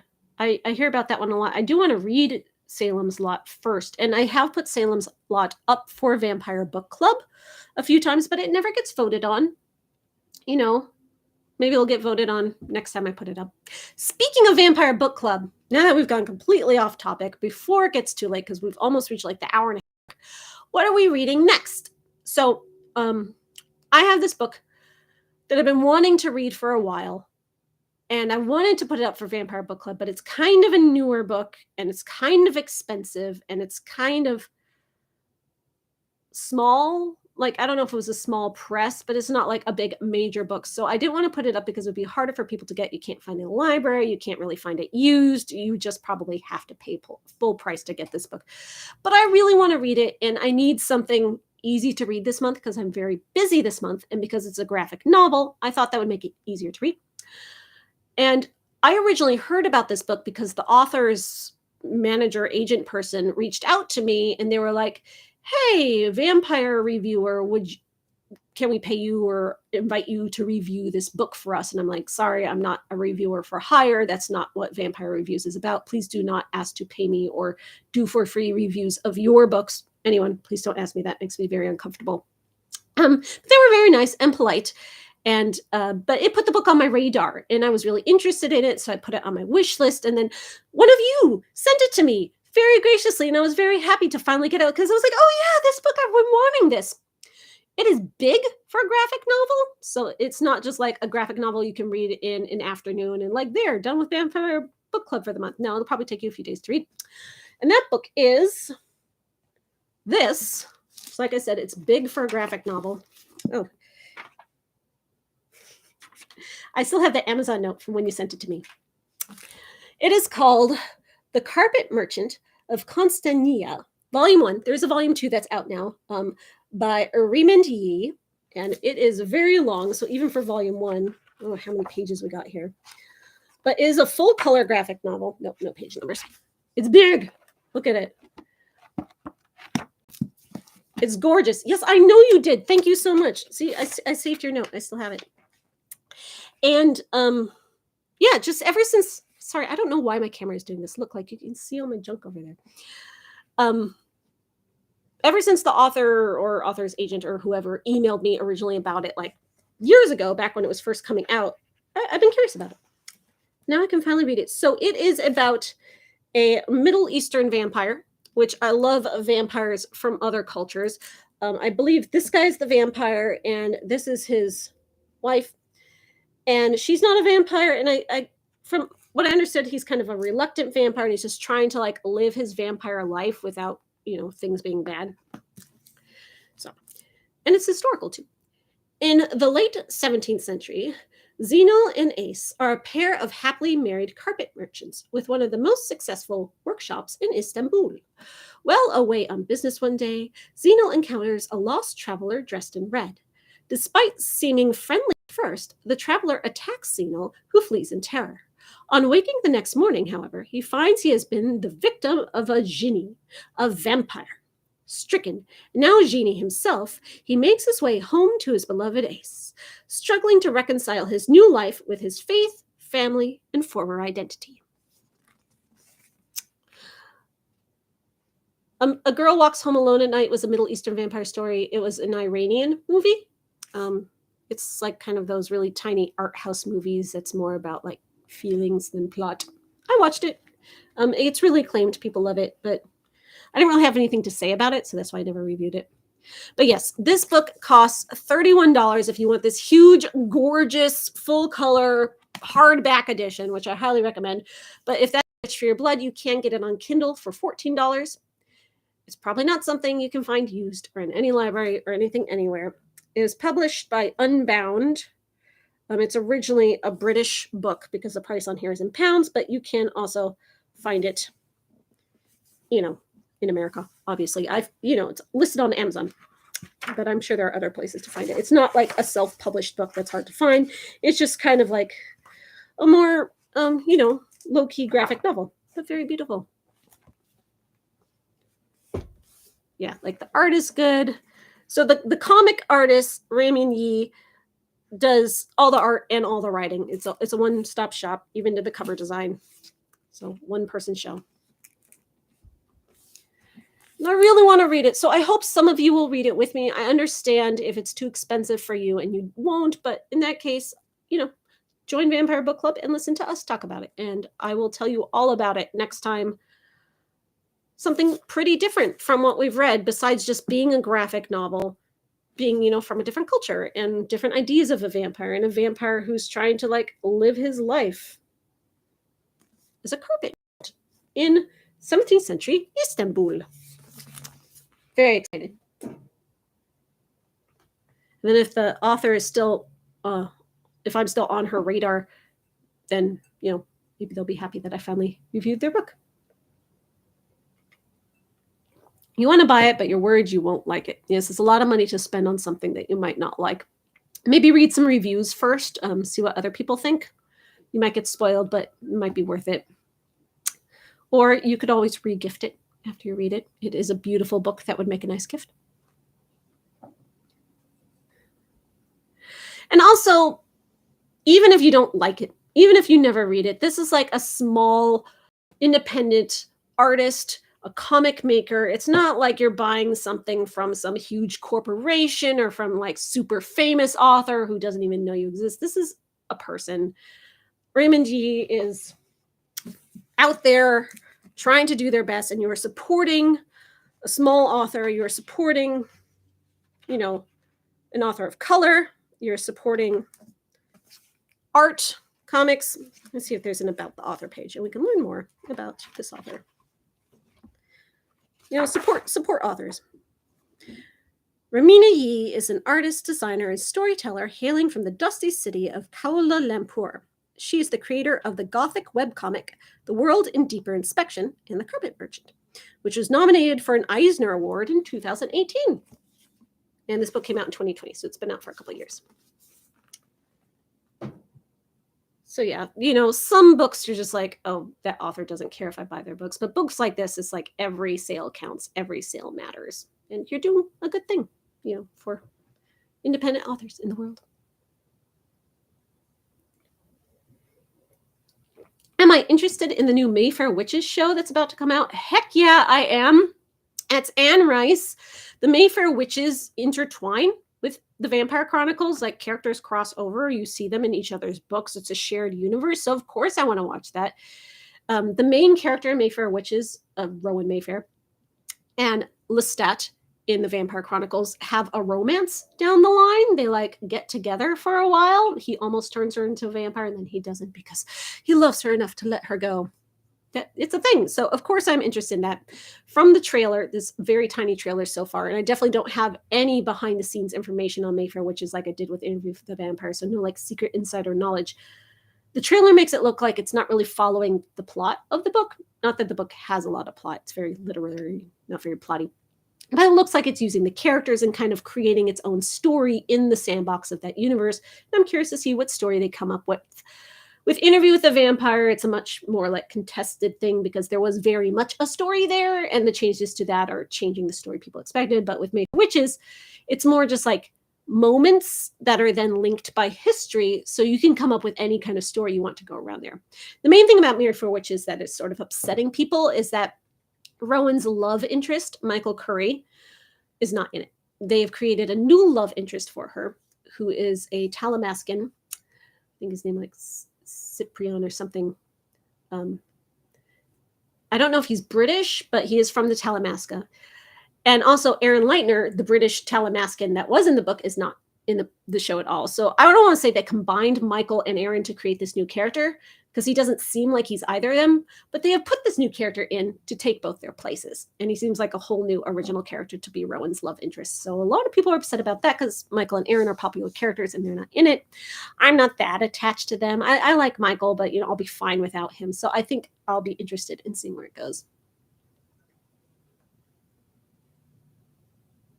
Thank you for the $4.99 JRL Studios. Happy spooky season. Happy belated anniversary to you and Paul. Oh, thank you. Yes, yesterday was Paul and my anniversary, October 13th, because of course we got married on October 13th, 2013. What better day to get married? It wasn't a Friday, but sometimes our anniversary does fall on a Friday. It was a Sunday because, people need to be off work. But yes, it was our anniversary yesterday. We didn't really celebrate because next weekend we are going to New York on a big trip because our friend Nella, who you may know, is getting married. Congratulations to her. So we're going there for her wedding. And then, we're going to hang out with Lindsay and everyone else, Todd, all those other people that are in our YouTube circle. And we're going to go see some Broadway musicals. We're going to see Beetlejuice and Hadestown. Paul hasn't seen any of them. I have, but I'm going to take him to see him. It's going to be great. So that's going to be our anniversary celebration. Someone else's wedding, but we'll do fun stuff for us too.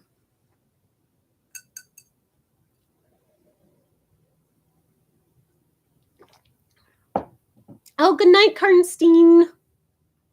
Thank you. Yeah, we probably won't stay here much longer because you're right, it is getting late. But as long as we have something to talk about, I can be convinced to stay. It's when the chat kind of starts getting slow that I'm sort of like, maybe I should go. I'm going to see Lilius White in Hadestown. Yes, I am very lucky.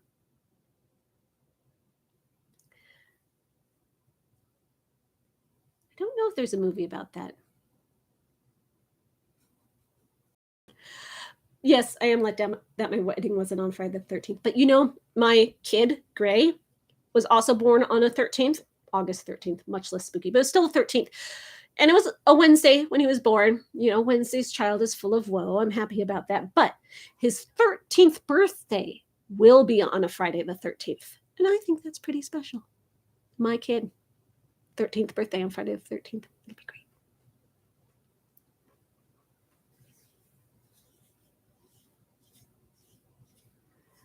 Gonna watch more of my old videos, loving my interview with the vampire videos. Thank you. It is a lot of hard work. I recorded 2 videos today. And because these videos are like 9,000 words each, it takes me 2 hours to record each. And I'm like hot and sweaty and like my throat's going dry. But I recorded 2 today because I can't record next week's video next week because I'll be in New York at Nella and Joy's wedding. So I had to record ahead of time. And I only got 5 episodes ahead of time. So that was the last one I can record ahead of time. So when episode 6 and 7 come out, I'm going to have to be recording them after we all watch it. So those videos will probably be later. And episode 6 is coming out Halloween weekend when I will be in New Orleans at the Anne Rice Vampire Lestat Fan Club Vampire Ball with all the other Anne Rice fans. And then we're doing like the Dark Resurrection Alliance thing where they're going to have an Anne Rice memorial at midnight. And, you know, then there's like going to be a second line parade for Anne Rice Memorial Halloween weekend. Lots of Anne Rice stuff in New Orleans Halloween weekend. That's where I'm going to be. So when episode 6 comes out, I'll watch it there, obviously. But then I have to like come home from New Orleans, write the 9,000 word script, sit down and film it. So it might be a while before you actually see that video. I won't have that like right on the ball video release like I've been doing. But I figured by episode 6, people are kind of like less serious about it. You're reading The Company of Death. Yay! Am I seeing Phantom while in New York? No. I mean, I've seen Phantom like 40 times. You think I'm exaggerating. And, you know, I know it's closing soon, and I'll probably try to go see it for the big closing show. Like Lindsay and Nella and everyone were trying to get tickets. We're like waiting for them to drop those tickets so we can get them. But I'm not going to see it this week because, you know, we've seen it so many times. I want to see different shows. Paul's never seen Beetlejuice or Hadestown, and those are good shows.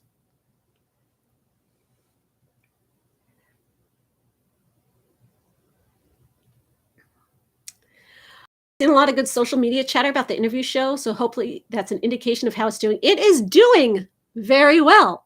It is the #1 show on all of AMC ever, like higher than The Walking Dead, higher than anything else.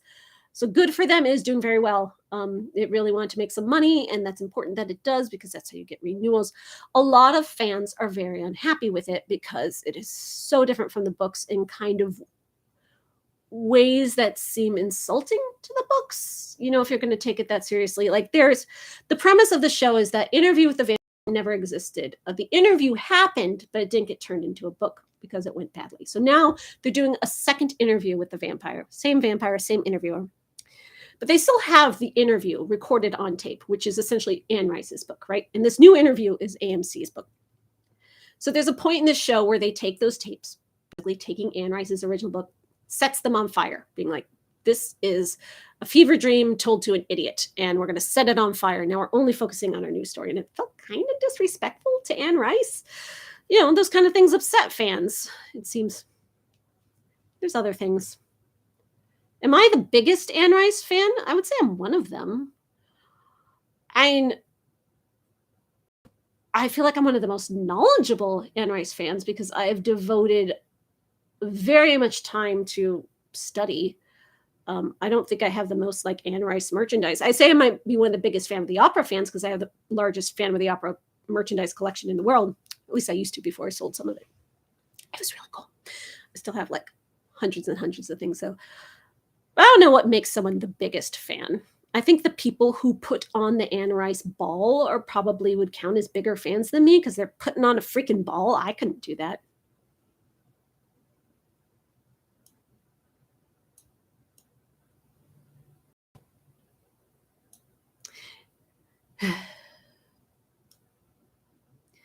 You're hoping to go to New Orleans next year for the Anne Rice Vampire Ball. Well, so am I. If we're both there, I'll see you there. However, there's been trouble in Vampire Ball land and chances that it might not happen next year. So I'm glad I'm going this year because if this is the last Vampire Ball, obviously not ever, but if they're going to like take a year off or something, I'm glad I'm going this year. I really hope it does happen next year because then I could see you. But thank you, David Greener, for the $1.99. Dracula 2000 versus Dracula 3000. Dracula 4000 when we want it. What's the holdup? Dracula 40,000. Is that like Warhammer?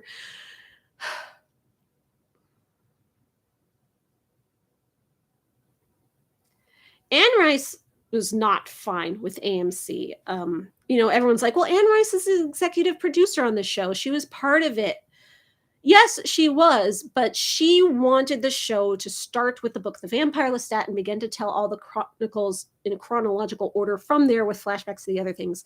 She did not want to start with Interview with the Vampire. She did not want to change Interview with the Vampire. Changes are okay, but not say this interview never happened. Still, it'd be the first interview. And when she sold the rights, originally her son Christopher was going to be the head scriptwriter. He had the pilot ready. They did not go with that. Scrapped that idea. They came up with a new idea. And it was out of their hands. And as soon as it was announced that this new idea was the show they were going to make instead of her idea, she deleted all the posts off of her Facebook page that were like, we're so excited. Deleted them all. Went radio silent on anything about the show. Anytime someone asked her something about the show, it was no comment. And even Christopher Rice, to this day, no comment. I get the feeling they were very not happy. If they were still excited about the show, they'd say so. But they deleted all the posts saying they were excited. Shut down the Facebook group that they made specifically for that show. They're not happy. It's out of their hands. They sold the rights. There's nothing they can do, cry their way to the bank with those royalties, but they didn't care about the money. Obviously, she died. She doesn't need the money. What she wanted was the show she wanted to tell. But people decided that show wouldn't do well on TV, and maybe they were right. Maybe it's not good for TV, and that's why nobody wanted to make the show she wanted. They made this show. It's doing very well. But given how much she hated Queen of the Damned, which was a lot closer to the book than this show is, and she hated that movie. She was like, please never speak of it to me. It hurts me to even be reminded it exists. I don't think she would be happy with the show. Maybe she could come to a place where she'd be happy, but I think it would probably take her a long while. Sadly, she was a very controlling person of what she felt was right for what she wanted. And she had trouble letting go of things, which is probably why she couldn't get the show made, because she wouldn't let go of that control until she did. And this is what happened. I don't mind that the show is different. I think it's interesting that it's different. And I like looking at those differences. I think a lot of those differences aren't great, as I've pointed out in my videos, but some of the other differences are fun, and I'm curious to see where it goes, and it's fun. It's like a fanfic. I've read much worse Interview with the Vampire fanfic than this show is, and I enjoyed reading that. This show's a fanfic, just right there. Very pretty costumes and very pretty sets.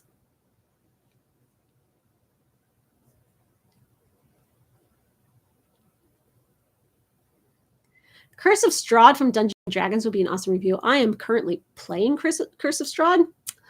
I started playing a Curse of Strahd campaign back before COVID. We played it for about 6 months, and then COVID hit, and we stopped and took off about 2 years. And then we finally picked it back up again a few months ago. Our DM left, so we had to find a new DM, and our main player left, so now it's kind of different. But we're still playing Curse of Strahd, the book. So I'm playing Curse of Strahd. Play it like once every couple weeks. I don't know if I'd review it, because it's a hard thing to review. I could be like, yeah, this game is fun. Strahd is fun. But, my experience playing the game, the things I'm frustrated with or don't like is probably not the book's fault. It's probably the DM's fault or the other player's fault. And the things I do like, Dragon's game is what you make of it, right? How do you review that?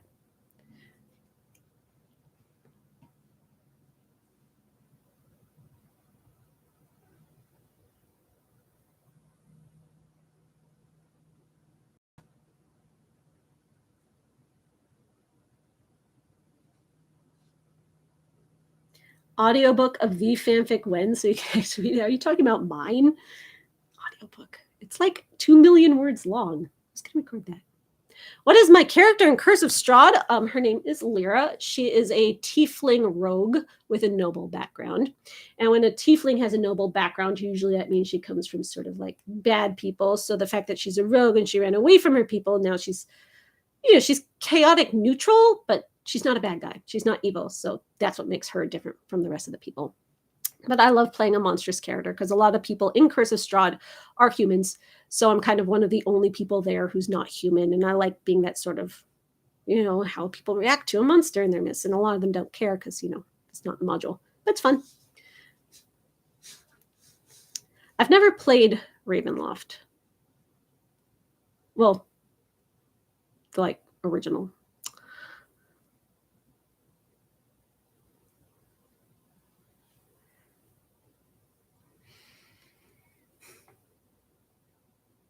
Our first DM for Curse of Strahd started, she was homebrewing a lot of stuff, so it was very different than what the module should have been, so I wouldn't have known which was which, because Curse of Strahd was my first D&D experience, actually, 2 years ago.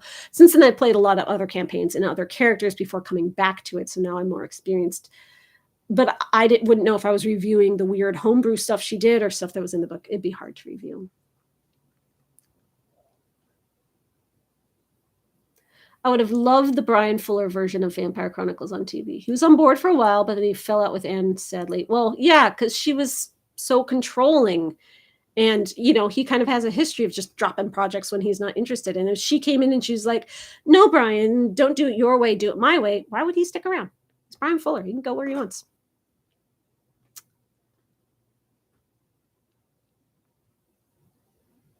I cannot wait for you guys to watch episode 5 of Interview with the Vampire. 2 more weeks, and then you can watch it.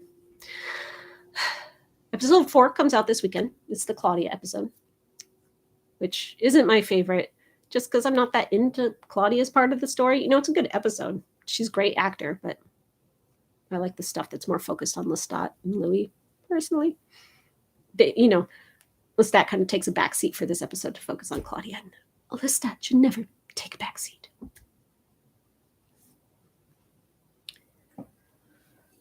I'm all out of my Interview with the Vampire wine. I could pour myself another glass. What time is it? I'm so sorry about our technical difficulties at the beginning of the stream. 10:16. And I think we didn't even get started until quarter till. So we've been going about an hour and a half. Is Lestat a Mary Sue? The definition of a Mary Sue is someone that gets brought in and all of a sudden all the characters are in love with them and think they're the most perfect thing ever. So in that way, I kind of think he's a Mary Sue because everyone is in love with him. I don't think he's a Mary Sue because he's cool or has a lot of powers and stuff. It's the whole what other people think of him that will make someone a Mary Sue. But I don't think they're all in love with him randomly, like they are with the original Mary Sue in Star Trek, and then every Mary Sue that comes, you're in love with this character because I say you are. I think they're in love with him because he earns that love, because he is that cool. He's a very well-written, interesting, awesome character that deserves all the good and bad that come to him.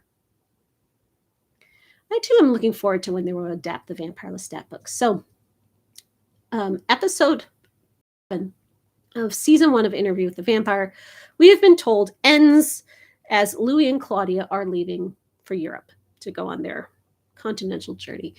And as we know, if you've seen the movie or read the book, they do that after they kill Lestat and dump him in the swamp.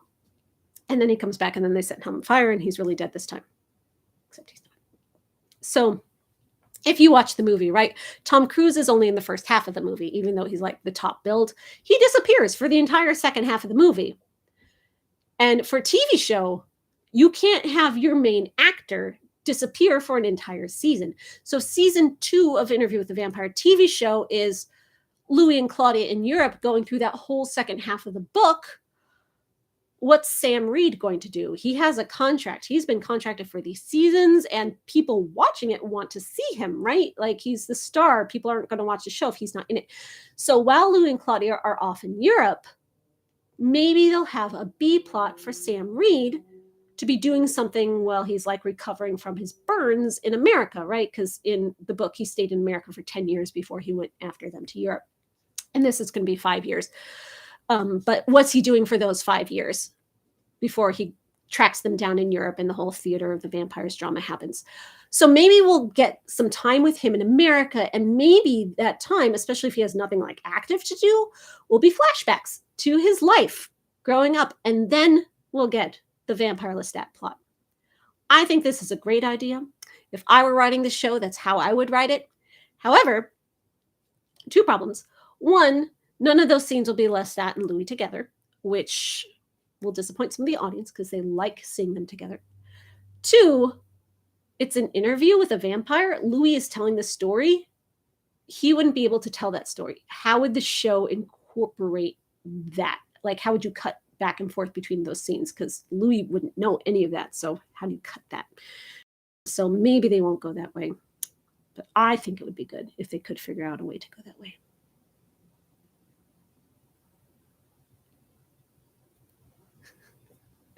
Oh, yes, I too would like me to write a vampire show. They should hire me. You know, I don't have to do any writing. I could just like give them ideas and then like read their scripts and be like, no, he would never say that. He would never say that. He would never wear that. Because honestly, if they had had like one hardcore fan reviewing the scripts, I think they would have made a lot of other fans happier by fixing little teeny tiny things that matter to fans for some reason. You know, fans are very pedantic.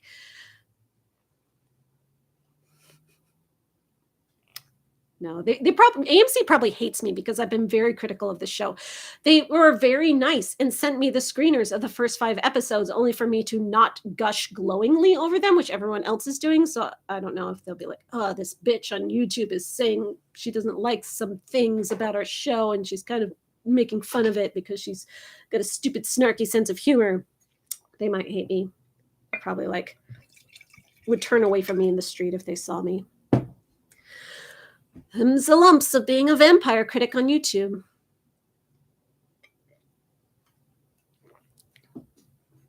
Sewer Gremlin has yet to be cast correct, as far as we know. However, I have a theory about that, which you will hear in my video that's coming out. Well, on Sunday, if you're on my Patreon, on Monday, if you're not on my Patreon, all my thoughts on what's going on with their plans for Armand. And I have some thoughts based on some things I've heard, which I cannot tell you yet, but after episode 4 comes out, I can. So that's when you're going to hear it. So if you're interested in Armand, watch my video. If you're on my Patreon, you can see it Sunday, otherwise Monday.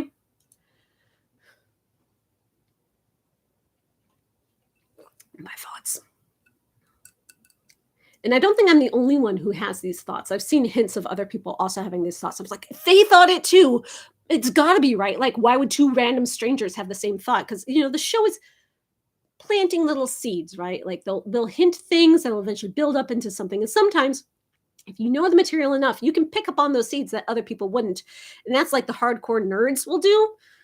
And, you know, if it's true, unless I'm wrong, it could be like a red herring, I might be spoiling something that was supposed to be a big surprise. So watch at your own risk, depending how seriously you're taking this show. If you're along for the ride with me, I'm here to tell you everything about it from a super nerd's perspective. Yes, join my Patreon. My Patreon's cheap. It doesn't cost much money. I've actually lost a lot of patrons over the past couple of years because I haven't been doing as many like straight up vampire reviews of vampire movies because they were very hard for me to do. When the pandemic hit, like life got so hard, I couldn't think. I could not write scripts for those movies, which is why I started doing the vampire read-throughs. But because so much of my YouTube channel has become like let's play video game content, vampire book club like this, books about or videos about my books, things that aren't just a review of a movie you've heard of. My viewership has gone down. My Patreon has gone down. Everything has dropped. And them's the lumps, you know. It's hard work. And if I'm not doing it as well, then of course I'm going to lose patrons and money and everything. So I'd like to find ways to get my Patreon to boost up. you can set goals on there like, oh, if I achieve like $500 a month, then we'll do this fun thing. If I achieve $600 a month, we'll do this fun thing. So I'm trying to think of goals that people would actually like something that I could do for you that you're like, well, I wasn't going to join her Patreon, but with that, maybe I will. So if you have any thoughts on that, please send them my way, because I would like to entice people to join my Patreon. I would like to get it back up to where it was when I could really use it as my main source of income. And I wouldn't have to like focus on other things, which take me away from videos and make it all hurt. It's like a vicious cycle, right? So, yeah. It's funny. My YouTube channel has almost 55,000 subscribers, which is great. My videos get 3,000 views. Where are the other 52,000 subscribers? YouTube doesn't show my videos when they pop up. You know, they haven't unsubscribed, so I'm assuming they still like my content, but they're not clicking on it. They're not watching it. The algorithm doesn't like me. Them's the lumps. 55,000. If I got 55,000 hits per video, that would be great, but I've never gotten that many hits in the past 3 years. I used to, like 5 years ago. Times have changed. The algorithm has changed. YouTube is a barren wasteland. It's like a war zone out there. So the first video of mine is shown in 3 years. And no, I'm not surprised. Like, that's what YouTube's like, right? No, Google is evil, except when it's not. A fiction workshop as a Patreon goal, that would be fun. I love giving people feedback on their writing, but the problem is like you do it once and then everyone wants it and then it takes over your life and you're like, I don't have time for this. But if it was like a thing that we planned and it was limited and it didn't like overwhelm me, I would do that. I don't know if that would make people want to pay for vampire videos, but if they're like, well, I'll pay for this thing and get this thing instead, that can work. It is a bummer that the new movie Blade has been shut down, but it's like temporary, right? It's not completely shut down. Isn't it just like put off? Don't break my heart.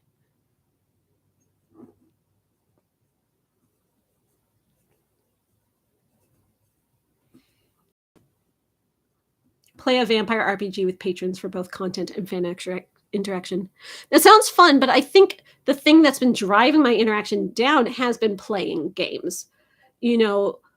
Doing things like the live streams and the videos about like all the Vampire Masquerade franchise, like those don't get clicks. I did a regular classic vampire reviews, the kind of video I thought everyone wanted about the comic book version of Vampire the Masquerade.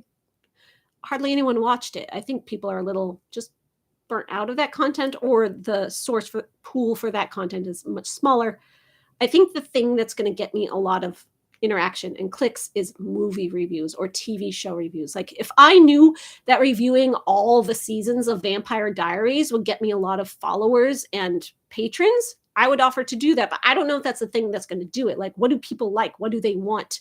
I used to think they wanted me to review Buffy the Vampire Slayer, and I made that one of my goals.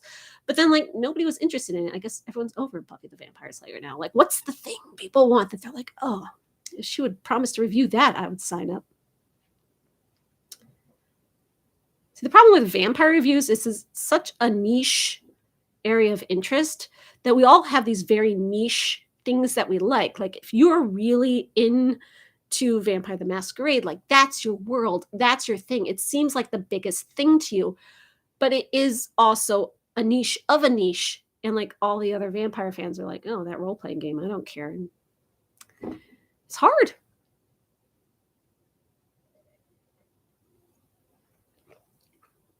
The What We Do in the Shadows TV show. Yes, people ask me about that all the time. Maybe I can make that a goal because I have watched it. The problem was I didn't have, what's it on? Is it HBO? Whatever it's on, I didn't have it, so I couldn't watch it. And it was on Hulu with the commercials, so I was watching it that way, but like it wouldn't work half the time. But now that it's on something else that I have access to, oh, I think a friend gave me their Hulu account. Yes, that's how I've been watching it. So I finally watched it. I'm almost caught up on the current season. I've kind of put watching it on hold for Interview with the Vampire Madness. But yeah, I'm caught up. Yeah, Paul's been watching it with me. He liked the first 2 seasons too, and then he hated the 3rd season because he was like, it's devolved into nothing but dick jokes. And he's kind of liking the 4th season a little bit better.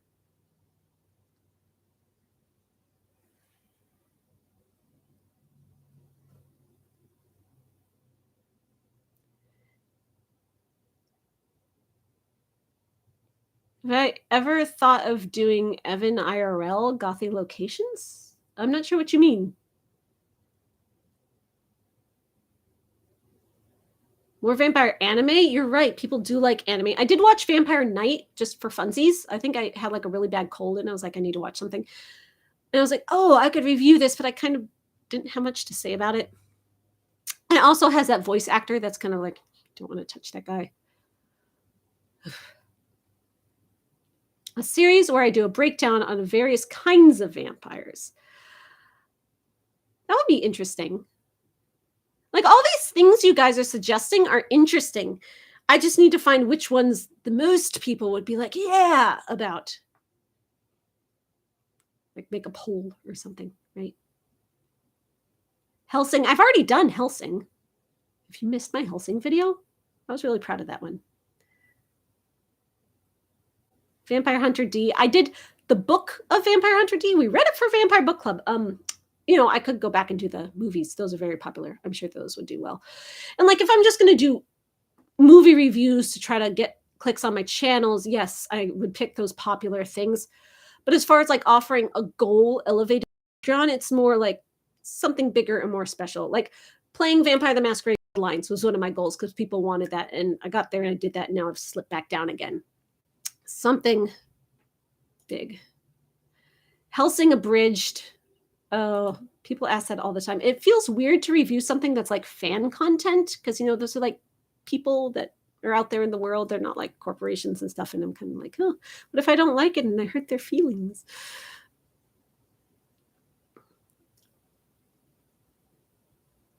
I do not know that kind of vampire. That sounds like a very gruesome vampire.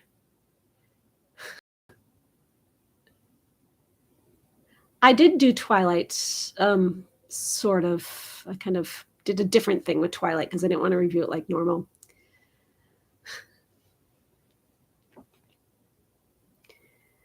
Good to chat with someone else too. International vampire creatures. Yeah, that would be cool. Brushed it.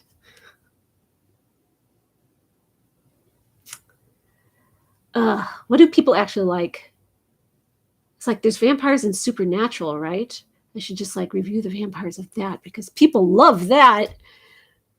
I started watching the Vampire Diaries. I got like halfway through season 1. I was enjoying it. It's not like I hated it or anything, but I got busy, did other things. I don't have time to watch a lot of TV. The only time I really watch things is on the treadmill at the gym. But Vampire Diaries, I was at home, so it was just like the rare times when I actually had a moment to like watch it while folding laundry or something. I watched First Kill, thinking I might review that. First Kill, I wanted to like it so much better than I did, and I feel bad saying anything bad about it because, it was so hopeful, and then it got canceled, and I don't want to hurt it any more than it's already hurt, but I'd also want to be fair. It's hard.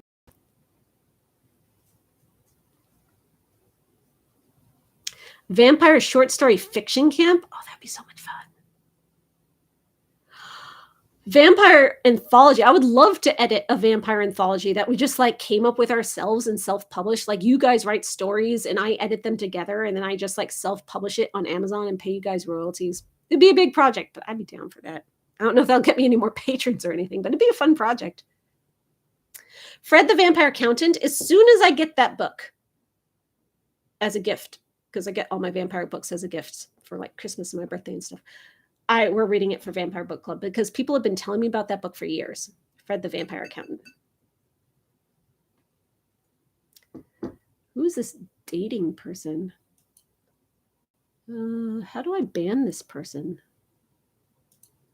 Oh, I don't usually get like spam bots. I don't think that worked. Report. Spam. Oh, I feel like I've hit a new like level of live streamer that I actually got a spam bot in my chat. Look at me go.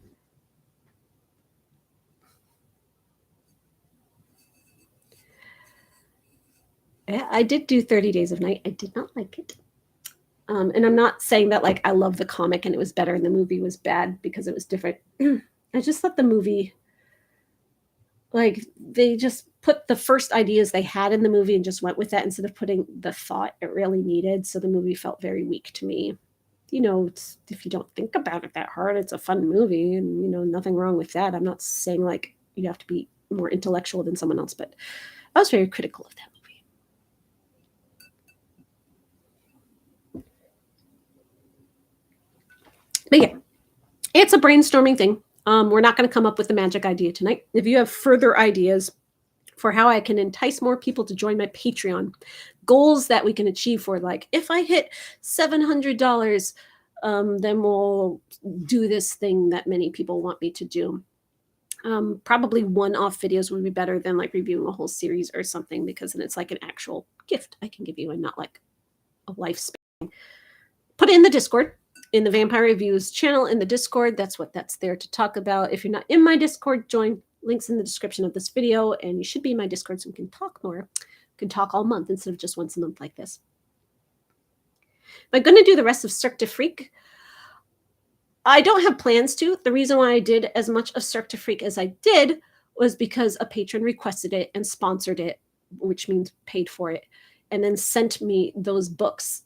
And because the author is very close to his fans, he saw my videos the second I dropped them. And I'm not saying it made me uncomfortable, because he's cool and there is enough professional distance there, but it did feel kind of weird to be watched like that and to know that I was being critical of him. And he was cool the way he took it. He was just like, oh, she called me out on some stuff, and I guess I should have been called out on that. There's some like feminism stuff. Not that he's not feminist, but maybe things didn't come off that way in that book.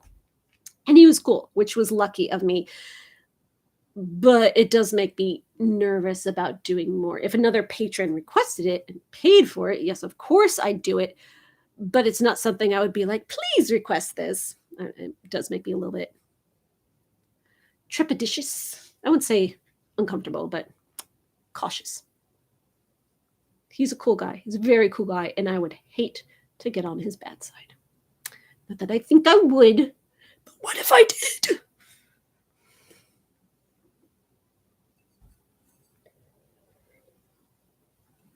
You liked me reading vampire stories like I did for Carmilla? See, I wasn't sure if people liked those or not, because it felt like, I wish she would just review movies like she used to do. And I get a lot of people leaving my Patreon. Mostly they leave because financial reasons. Totally understandable. But some people leave because they're like, oh, I liked your old content and I don't like the stuff you're doing now. And I'm like, fair enough. I used to actually review a movie that was popular that people wanted reviews of, instead of talking about a tiny niche video game or, reading you stories, which is kind of lower effort. I get it.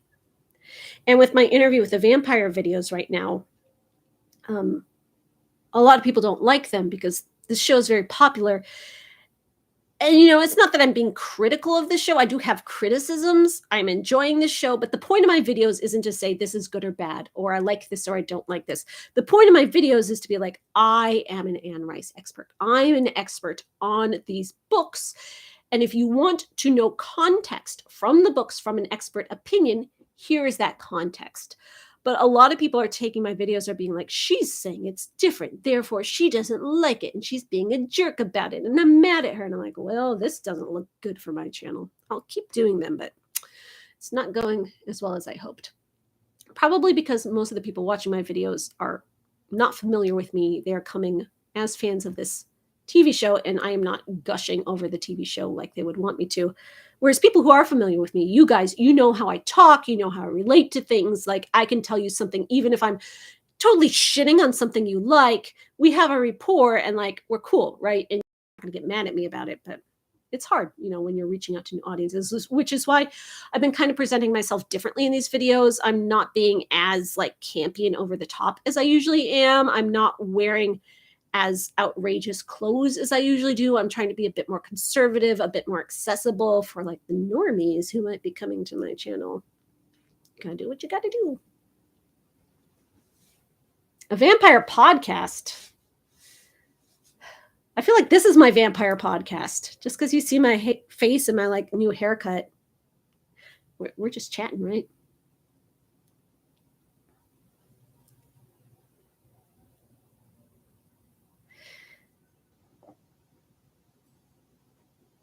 I have normies coming to the channel. I know it's scary, right? Like the thing about being a vampire reviewer is I'm very tiny in the YouTuber community. All my YouTuber friends are much bigger than I am because they're more general, more accessible. I am vampires only. So only people who think vampires are interesting are going to come here. And that's much fewer people than you would think. I need someone to argue with for a podcast. Well, that's why it's like when I do my Let's Plays with Paul, that's kind of like our podcast because we have our like banter and we have our bickering.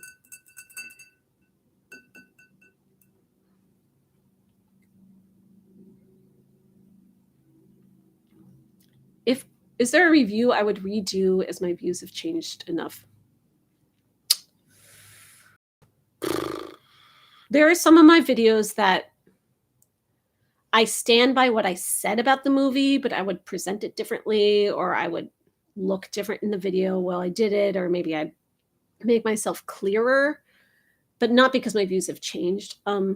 Maybe I would redo my interview with the vampire video, my very first video. It was my very first video. Of course, it's not my best video, but it is one of my highest viewed videos because Interview with the Vampire is popular, right? So one of my highest viewed videos being my first video is kind of embarrassing because, of course, I was at my worst then. So I might redo that, but I don't think my opinions would have changed. I would be much less hard on Twilight. I feel kind of guilty about that. I was doing it because it was cool to shit on Twilight at the time. And back then I was playing much more of an actual character in my reviews, whereas now the Maven character has sort of just become like this drag queen version of myself. Whereas back then it was a character that had her own thoughts and opinions, which were different than mine. And of course she hated Twilight, absolutely hated Twilight, whereas I never did. And I feel kind of guilty about that because I was contributing to hate, which is not something I want to contribute to. So might redo that if I needed to. I don't feel like if there was a video I really was like embarrassed about and be like, oh, I don't even think that anymore, I would just delete it from my channel. Like I wouldn't leave it up. And I haven't felt like doing that with any of my videos yet. I used to do a lot more skits in my videos, like when I lived with Lindsay and Nella, and we could just do like, we would do like cutaway gags and skits. And it was just kind of this like Channel Awesome like style that we all did back then, back when we were on Channel Awesome. And I got away from that mainly because I moved away from my friends and I didn't have the friends to do them with. And I wasn't very good at coming up with them on my own. It was usually like a brainstorming thing. That's not really like my area of humor. I don't know that I'm like a good comedic writer in any way.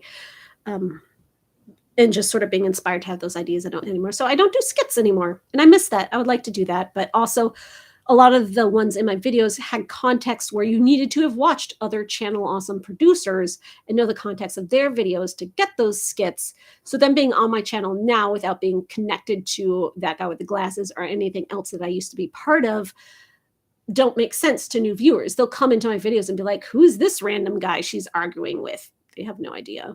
Like, even if they become prominent YouTubers elsewhere, it's like so far away from my channel, there's nothing to link us. So those things kind of don't make sense. So I would have redo something to like cut those out, I guess, which would be a shame because I thought they were funny.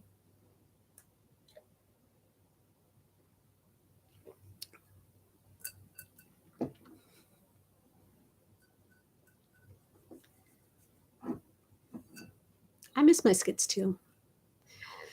I don't know if it's just like, I've gotten too old for skits. I have too much shame for skits. If someone invited me to be in a skit, I'd be like, heck yeah, let me be in your skit. But I'm kind of like, oh, my friends, you want to be in my skit? And my friends are like, seriously, don't make us do skits. And I'm like, sorry.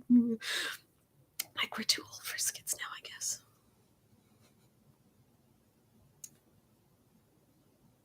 Yeah, Natalie does do skits with several characters by herself. If I could develop other like character versions of myself, I don't have any ideas for that. Maybe I could.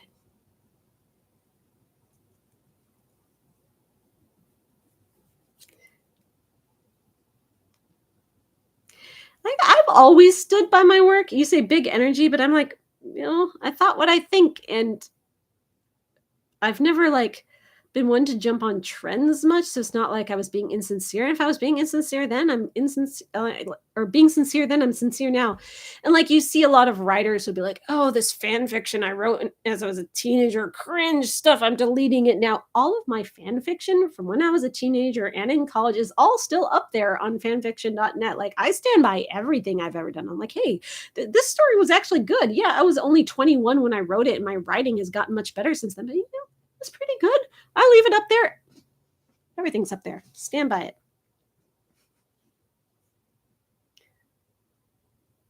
What was the thought process with the beautiful line? Are you talking about this? Okay. Two things. So my hair used to be dyed black. You remember when my hair was black like a year ago? And it was growing out. And I decided I wanted to like bleach it so I could dye it like maybe teal or some other like fun, funky color. And I bleached it. And like my regular hair bleaches really well because I was like platinum as a child. Like that's like my natural color. Like obviously it's gotten darker in my old age, but it's still like natural to me. But the black stuff just turned into this. And it didn't get any lighter. I have tried double bleaching it, just like on a test piece, because you want to be careful with your hair, and it didn't get any lighter. This is just what it is. I've been told by a hairdresser that there's a different kind of bleach I could get that would get this out and turn it all the same color, but I haven't done that yet. But I'm like, I can't put teal on any cold tone color on this like orangey color, because that won't work. And I don't want to dye it red again because I've been doing that for years. I want to try something different. So, it's growing out. So I cut off a bunch of the red. I'm going to let it grow out, cut off more of the red, and we'll get there eventually. And that's why my hair is short right now. Second reason is I want to do some cosplays of like male characters that have shorter hair. So I'm like, if I cut my hair, then I could do like an 18th century gentleman kind of thing, like tie a little black ribbon in there and like cosplay as a man. And that's also why I cut it shorter, because Halloween's coming up. It is. I have bought some costume pieces. I don't want to talk about it because I'm very shy. But if it turns out well and I take pictures, I will share those pictures of my male cosplay. Have I ever gone to Salem? Yes. On our first anniversary after Paul and I were married on October 13th of the following year, we went to Salem for our anniversary. And it was my second time having gone there. I'd been there once in college, but it was his first time. And we did a bunch of graveyard tours. We did the witch museum. We did everything else. And our kid was, 3 months old at the time. So we've got this tiny little baby. And like we have pictures of us pushing the baby stroller through the graveyard. And that was our anniversary gift. And Salem was wonderful. I really enjoyed it, especially in October, right? That's the time to go.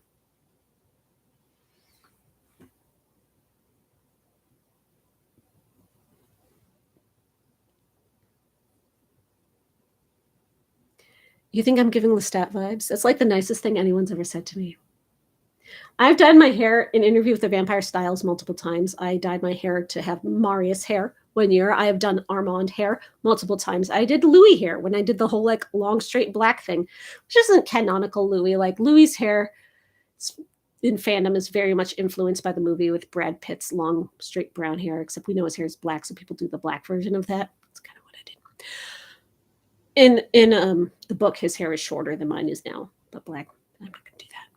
But I've never done Lestat hair. How do you read my fan fiction? Come on my Discord server and ask me there, and I will tell you. I could do Alucard from Castle. It's too short now. When it was longer before, when I had my Marius hair, it could be Alucard. I like his hair. He's got good hair.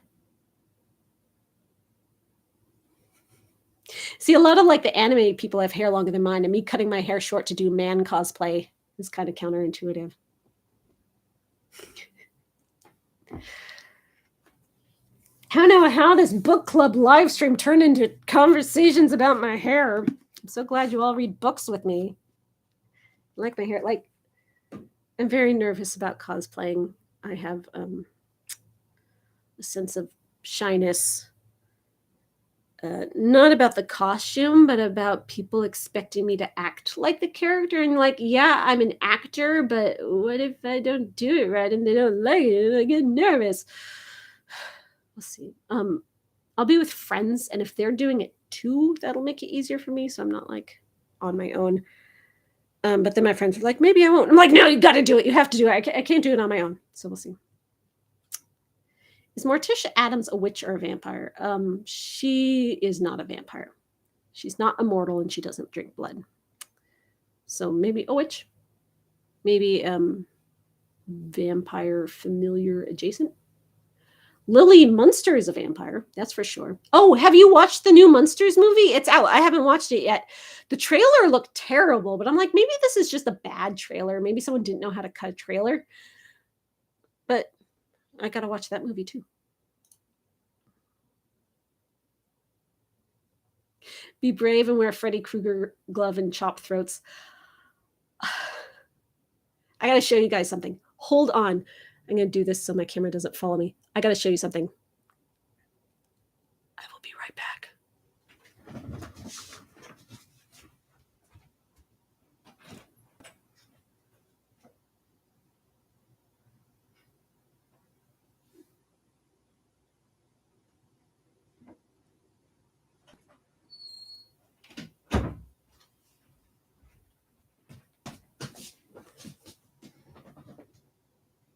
Okay. So this is my Phantom of the Opera scrapbook, right? There's something in here I have to show you. I have to find it.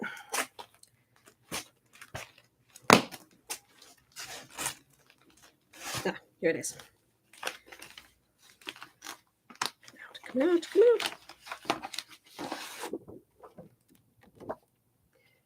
It's so shiny, sorry. That is me.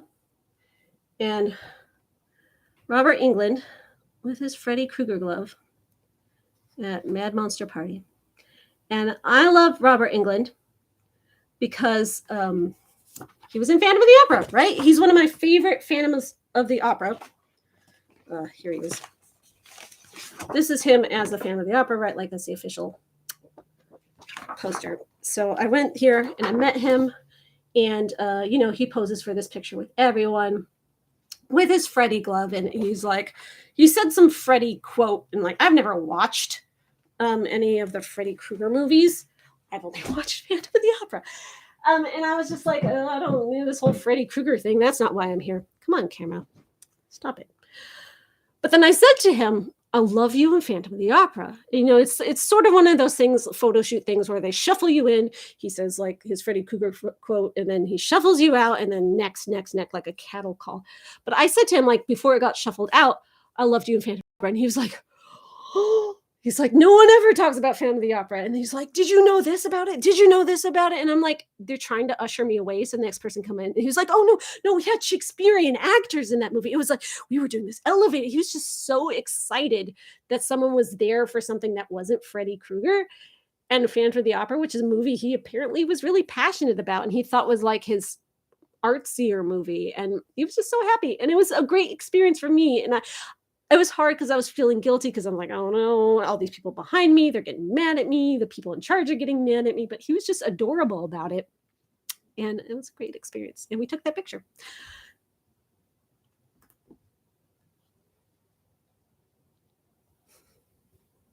Since you mentioned Freddy Krueger, tangent, I know.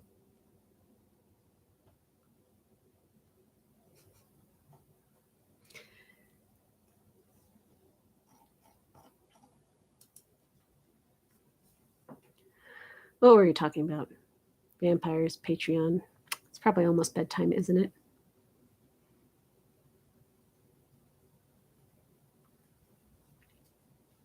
So next time on Vampire Book Club, we're reading The Carpet Merchant of Constania.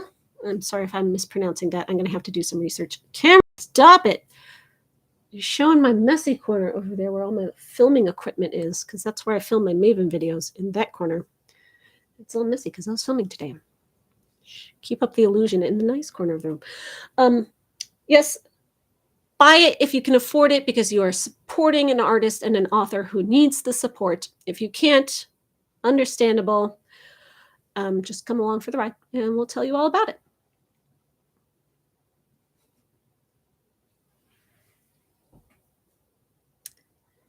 A Vampire Book Club happens on the 13th of every month, but next month it might be different. Let me look at a calendar here because I'm going on a writer's retreat. I think exactly the 13th, so I won't be able to do it on the 13th. So you might have extra time to read this book. Yes, I'm coming back on the 15th. So we'll probably do Vampire Book Club on, we'll have choir practice on Tuesdays and Wednesdays because I have choir practice. It's a thing I do. So we'll probably do Vampire Book Club on the 17th of November. Mark your calendars. Read the book. It's a graphic novel. How hard could it be? It's not like you have to read a lot of words. Lots of pretty pictures. Book Club is on YouTube. We are on YouTube right now. This is Book Club. Other than Book Club, it's on Discord. That's where we kind of like just chat about the book all month. You don't have to be on Discord. You could just come to these live streams. But Discord is where we kind of organize everything, choose the next books, vote on the books, that kind of stuff. So if you want to join the Discord server, link is in the description. It's a pretty big Discord server. Like, how many people does it have? Like 600? Scrolling. Like 500. There's like 500 people in this Discord server. But it's kind of a chill Discord server. It's not that active considering how many people are in it. So it's not one of those servers that's going to completely overwhelm you and you can't keep up. It's kind of like there's 500 of us there, but only 40 of us ever talk. The 40 of us who are here right now. I'm sorry, 76 of us who are here right now. Wow. Thank you all for joining me.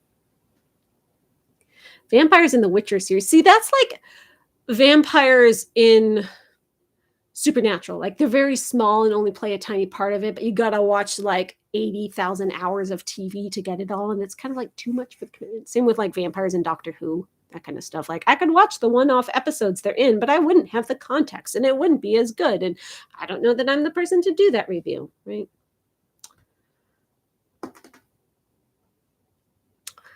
Exactly. The vampires in the Silmarillion. I'm not reading that. That's what I have Lindsay for. I just go to her when I need to know that stuff. Or like vampires in, what's that game everyone plays? Oh, no, I'm blanking. Lindsay used to play it all the time.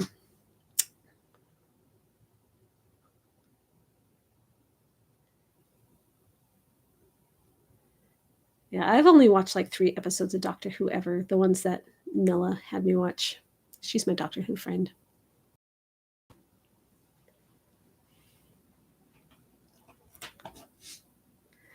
There are not vampires in Lord of the Rings, but there are vampires in the Silmarillion. Or one, I think one. But people bring it up to me all the time because of course they do. And I know I'm not pronouncing that right. The Vampire Diaries. We were just talking about that earlier. You might have missed it. Mainly because I've never watched The Vampire Diaries. I didn't watch it when it was a thing. I've never read it. I started watching it recently. I got like most of the way through season 1, but there's a lot to catch up on. And I was enjoying it. I was digging it. It was very indulgent, the kind of indulgent thing that I unironically have fun with. And I don't have to be like, it's trashy, but I like it. No, it's fun. It's fine. It's not badly acted. It's not badly performed. I did not like that all the female vampires kept dying. Like it was very kind of brutal to the female characters, which, you know, it's a trope. That's TV. But other than that, you know, I was digging it. And when I watch it all, I might review it, or I might just use this context. Camera, stop it. Bad camera. Naughty. But if I were to get a Patreon pledge for it, or if my patrons made it clear that they would like it as a goal, and if I was like, okay, if I get up to like $700 on my Patreon, then I'll review season 1 of Vampire Diaries, right?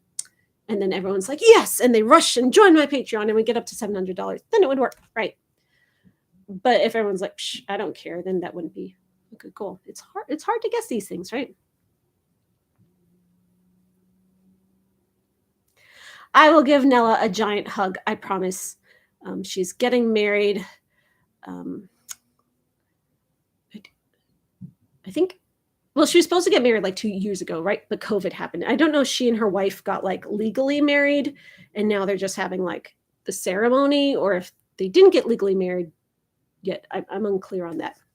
But it's the wedding. The wedding is the important part. I don't know Blood and Wine at all.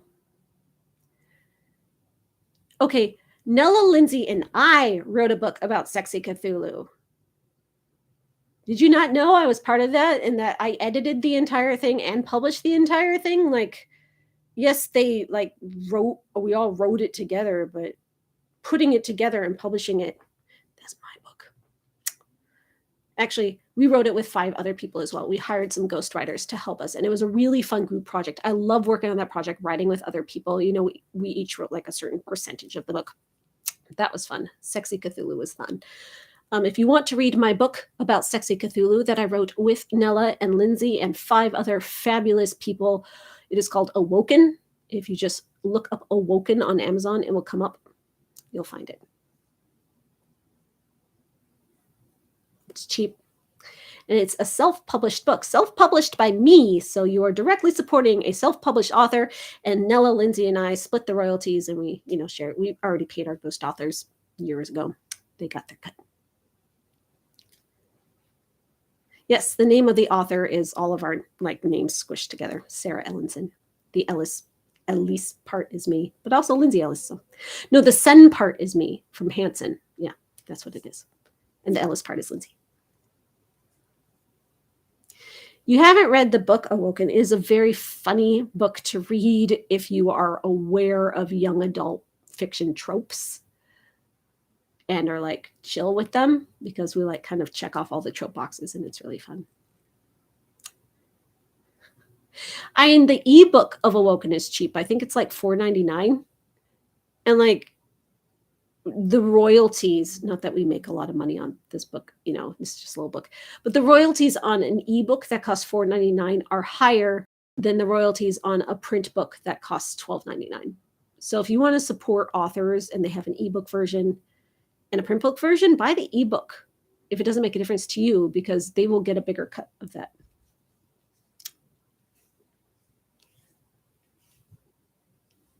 Decliner Vampire, yes.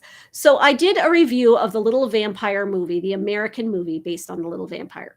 And I did not think very much of it. I know it's kind of like a family favorite and people grew up with it, but I had problems with it because I thought it was like a revenge fantasy for children. And I'm like, this is not a message to teach children. You're going to raise a generation of bullies and not kind, sensitive, tolerant children with a movie like this. And I criticized it. And the author, the German author of the books, saw my review, my negative review of the movie, and emailed me and was like, I loved your video. And I'm like, oh shit, she hates this movie. She's like Anne Rice with Queen of the Damned. She must hate this movie. And she's like, no, I loved your video. Can I send you an autographed copy of one of the books? I'm like, yes, please.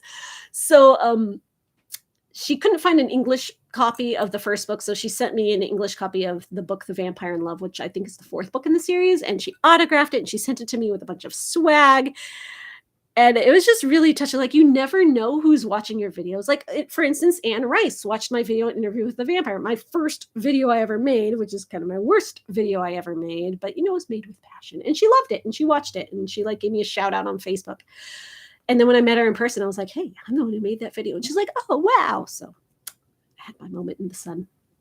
But Anna Stormberg, is that her name? Whatever her name is, I'm sorry, I'm blanking, who wrote the Little Vampire series, liked my video, disliking the movie, and sent me an autographed copy of her book. And that was kind of fun.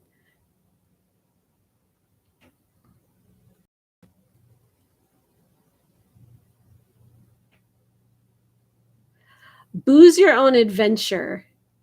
That was the one Nella and Lindsay did. I appeared on a few times, but it was mostly them. Was when we were creating the Cthulhu book. And you mostly saw them on the screen, and I was doing all the behind the scenes stuff, which is why a lot of people don't realize I was part of it. And that's fine. I don't mind. I like the organizing aspect. I like the assembly aspect of it. And I like the editing and all that. That's where I shine. And they are the personalities on screen. But it's fun to work on. And I did show up in some of the videos. Lestat did have his moment in the sun, in the Gobi Desert. Dracula by Disney live action. Ooh. Ugh, I feel dirty just saying that. Am I still a part of It's Lit? So It's Lit, we had a contract for, I think it was 6 episodes first, and then we got that contract renewed for 6 more episodes, and then we got the contract renewed for 30 episodes. And even though I wasn't involved in most of them, there were a few that I was the writer on, and a few that I was like a fact checker on, and a few that I just helped organize and outline, and a few that we kind of like did it together as a group. Yes, Angela Somer Burdenbook. Thank you for reminding me. I knew she had a hyphenated last name. So It's Lit has reached the end of its contract for those 30 episodes. The contract is over. There's an option to renew the contract. We aren't really interested in that because PBS is great. We loved working with PBS. But there was, PBS had contracted this other company that contracted us. So there was like steps between us, and the steps in between was where there were issues. You know, everyone was great. Everyone was fun to work with. It was fine, but it didn't wind up being like making sense for us to renew another contract at this time. So no more It's Lit for now. We have reached the end of the contract. We did all the episodes they ordered from us. I wrote the one on Edgar Allan Poe. That's my baby. I wrote the one on Anne Rice, of course. That's my baby. I was heavily involved in the one on Greek mythology, on death, of course, heavily involved in that one, and a few others along the way. Like, you'll see my name in the credits. If you scroll to the end and my name is there, I was involved. Otherwise, I was mostly like a behind the scenes person on It's Lit, doing like the correspondence and the invoicing and all of that kind of stuff. You know, someone's got to do that work. Netflix greenlit the sequel show to Castlevania, Nocturne. Oh, it's following Trevor and Siffa's son. That person's not a vampire. I want to follow a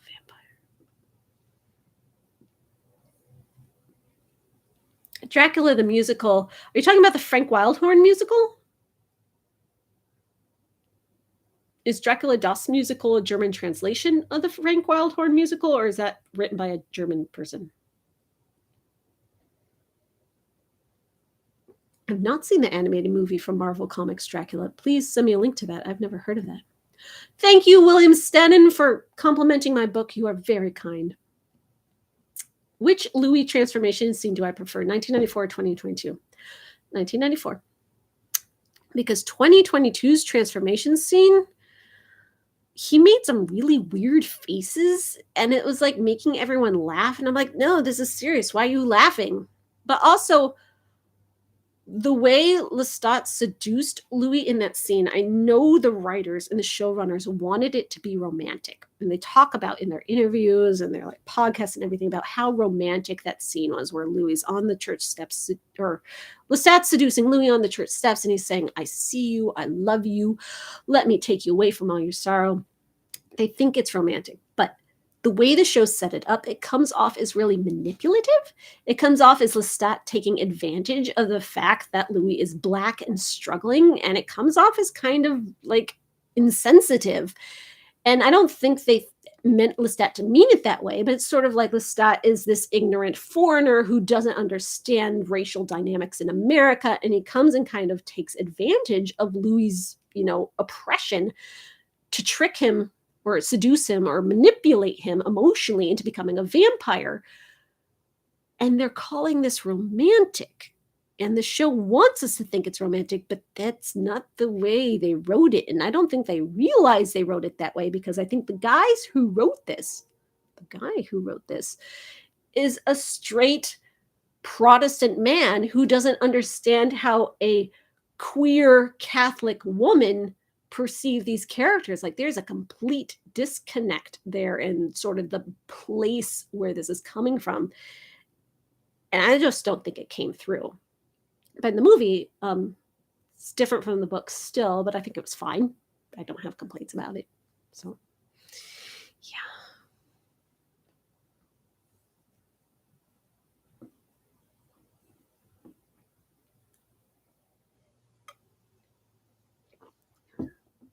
Like, I think the Lestat turning Louis scene in the TV show was meant a certain way that it did not achieve. And it's kind of a shame because what they really wanted to achieve, I don't think came across. And I know I'm not the only one who thinks that. I know plenty of people who are not fans of the books or anything before it watch that scene. They're like, oh, he's so evil, taking advantage of Louis that way. And you're like, what? No, it's supposed to be true love. Where are you getting evil from? And that's just the way it reads. And I'm like, that's not what they meant. It's a little sticky.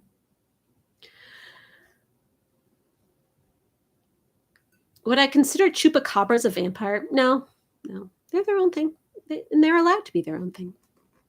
Did I ever review Forever Night? No. Someone did send it to me. I have it now, but I have not had the chance to dig into it. Highlander versus Dracula. Do it. Someone should do it.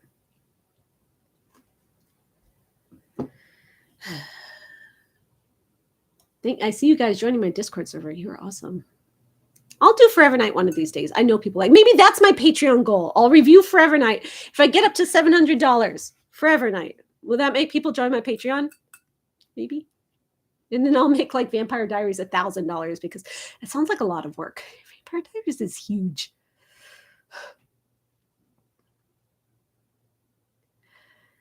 And there's plenty to like in the interview series.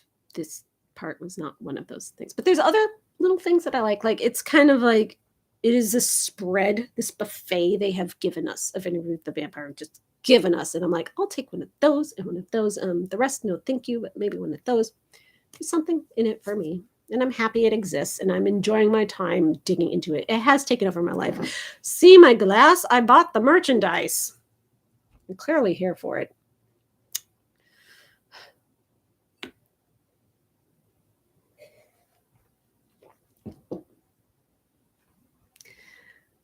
Blade reboot happening, but it doesn't look good. Well, the Blade reboot has hit a snag, so I think it's on pause. I don't think it's canceled. People are talking like it's dead in the water. I'm like, no. Compile a playlist for you of vampire songs. Oh, I'd like that. Yeah, join my Discord server and put it in there. I want a playlist. All right. I'm going to finish this cup of wine, and then we will be done. So if you have any more questions, thoughts, feelings, things you want to share, anything about vampire books, Vampire Book Club, I feel like we've reached the end of book talk, but we have plenty of other things to talk about. And if you want to keep talking to me about things, join my Discord server. I check it every day. I'm always there. Even if I don't respond, I see everything. I'm like one of those people that can't have an unchecked notification. I'm always checking. Look at my vampire bookshelf. You see it's all empty? It's upsetting to me. That's because that's where all my Anne Rice books go, and they're over on my Maven set because I'm using them in my video. Come on, camera, go down. Don't show people my empty bookshelf.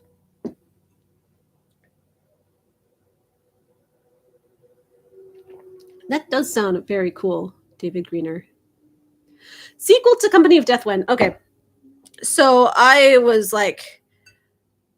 3/4 of the way through Company of Death #2. And then I had a baby, so I had to take some time off, right? And then my baby was getting old enough that I could get back to it. And then the pandemic hit.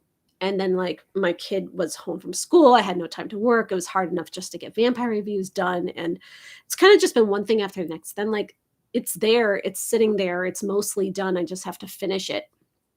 It's all outlined. I know what's going to happen. I know how it's going to end. I just have to type it out. It's not like I'm stuck or anything. It's just a time thing and sort of a heart thing that since the world just got terrible, writing a story about the world also being terrible was hard. And I love the characters in my book. I love the story. It's really fun, but still the world that I created in Company of Death is this, horrible plague apocalypse. And me writing about that, I'm like, oh, do I have to be more sensitive now about a plague apocalypse during the world? I don't know. It felt like a lot of pressure and a lot of stress. And it just, every time I sat down to do it, I'd be like, let's work on this instead. It just wasn't happening. And it's just, first the pandemic messed me up just because of time and space. And then it messed me up because of it was messing with my head. You know how it does that. You know, and I have ADHD. Executive dysfunction is very hard for me. I'm autistic. Stimulus is very hard for me. Like there's a lot going on in my stupid brain. And that's the truth. It's sitting there on my computer. It's fully planned. It's fully done. And book 3 also fully planned, sitting there. Just got to do it. And I'm sorry it's taking me so long. I know you were excited, and I know I promised it would be much sooner, and then I failed. But it will. It will come. It exists already. I just have to like type it out.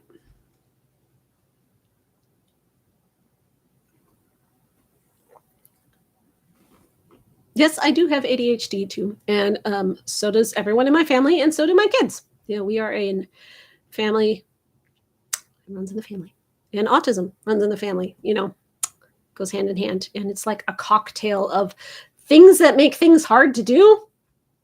And I'm not medicated. My kid's medicated. Paul's medicated, but I'm not medicated, so I'm just kind of like figuring it out. Let's talk about neurodivergence. Well, you know, there's a lot of people who are neurodivergent and have ADHD in fandom, in things that sort of get attracted to YouTube content. Like you look at a lot of people in fandom that have the hyperfixations that stick with fandom are the people that are neurodivergent, and we just sort of find each other and stick together because the people that aren't neurodivergent might move on or not be so hyper focused that they're so involved that they like get to know other people. It just kind of goes hand in hand. So if you're in this world, this sort of online internet world of fictional characters being some kind of like existence for you, you're going to find other people with neurodivergency.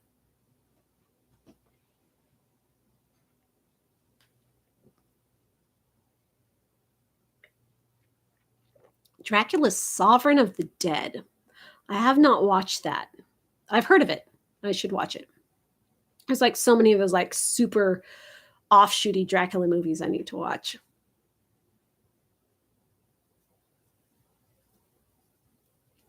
Almost done with this wine.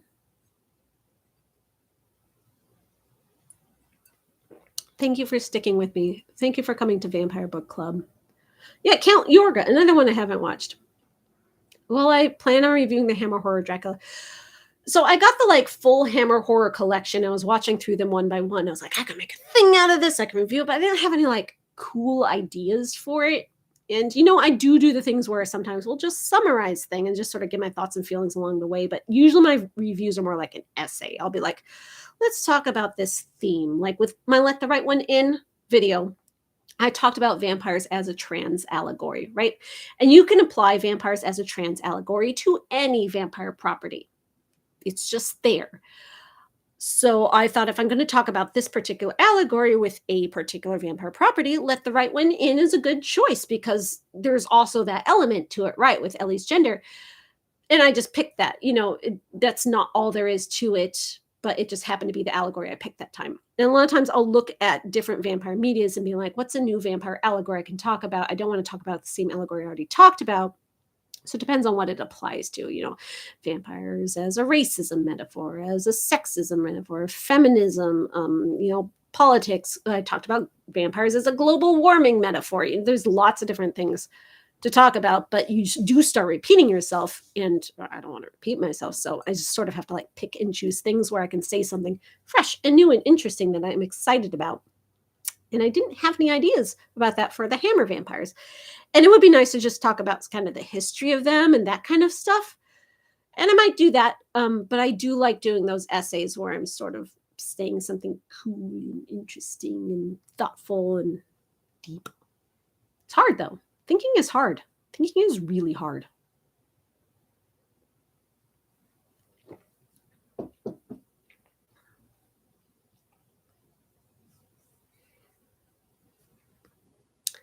Vampires is a global warming metaphor. What video was that? Daybreakers? I keep getting Daybreakers confused with that other one. Let me look at my channel and find that for you.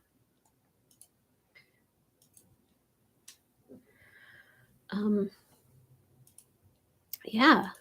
And I got a lot of like negative comments on that of people being like, you're like, leave politics out of vampires. And I'm like, oh, honey, politics have always been in vampires. It's like the people are like, leave politics out of Star Trek. And it's like, where were you in the 60s? Yes, global warming. Scrolling through my channel, looking for you.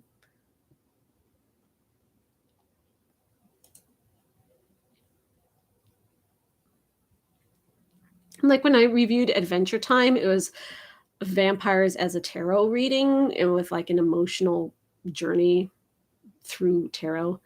Oh, The Breed. Was that it? It was either Daybreakers or The Breed. I get those two movies confused. They are very similar and they have like a similar color palette. One of those two was the vampires of global warming. The Breed or Daybreakers.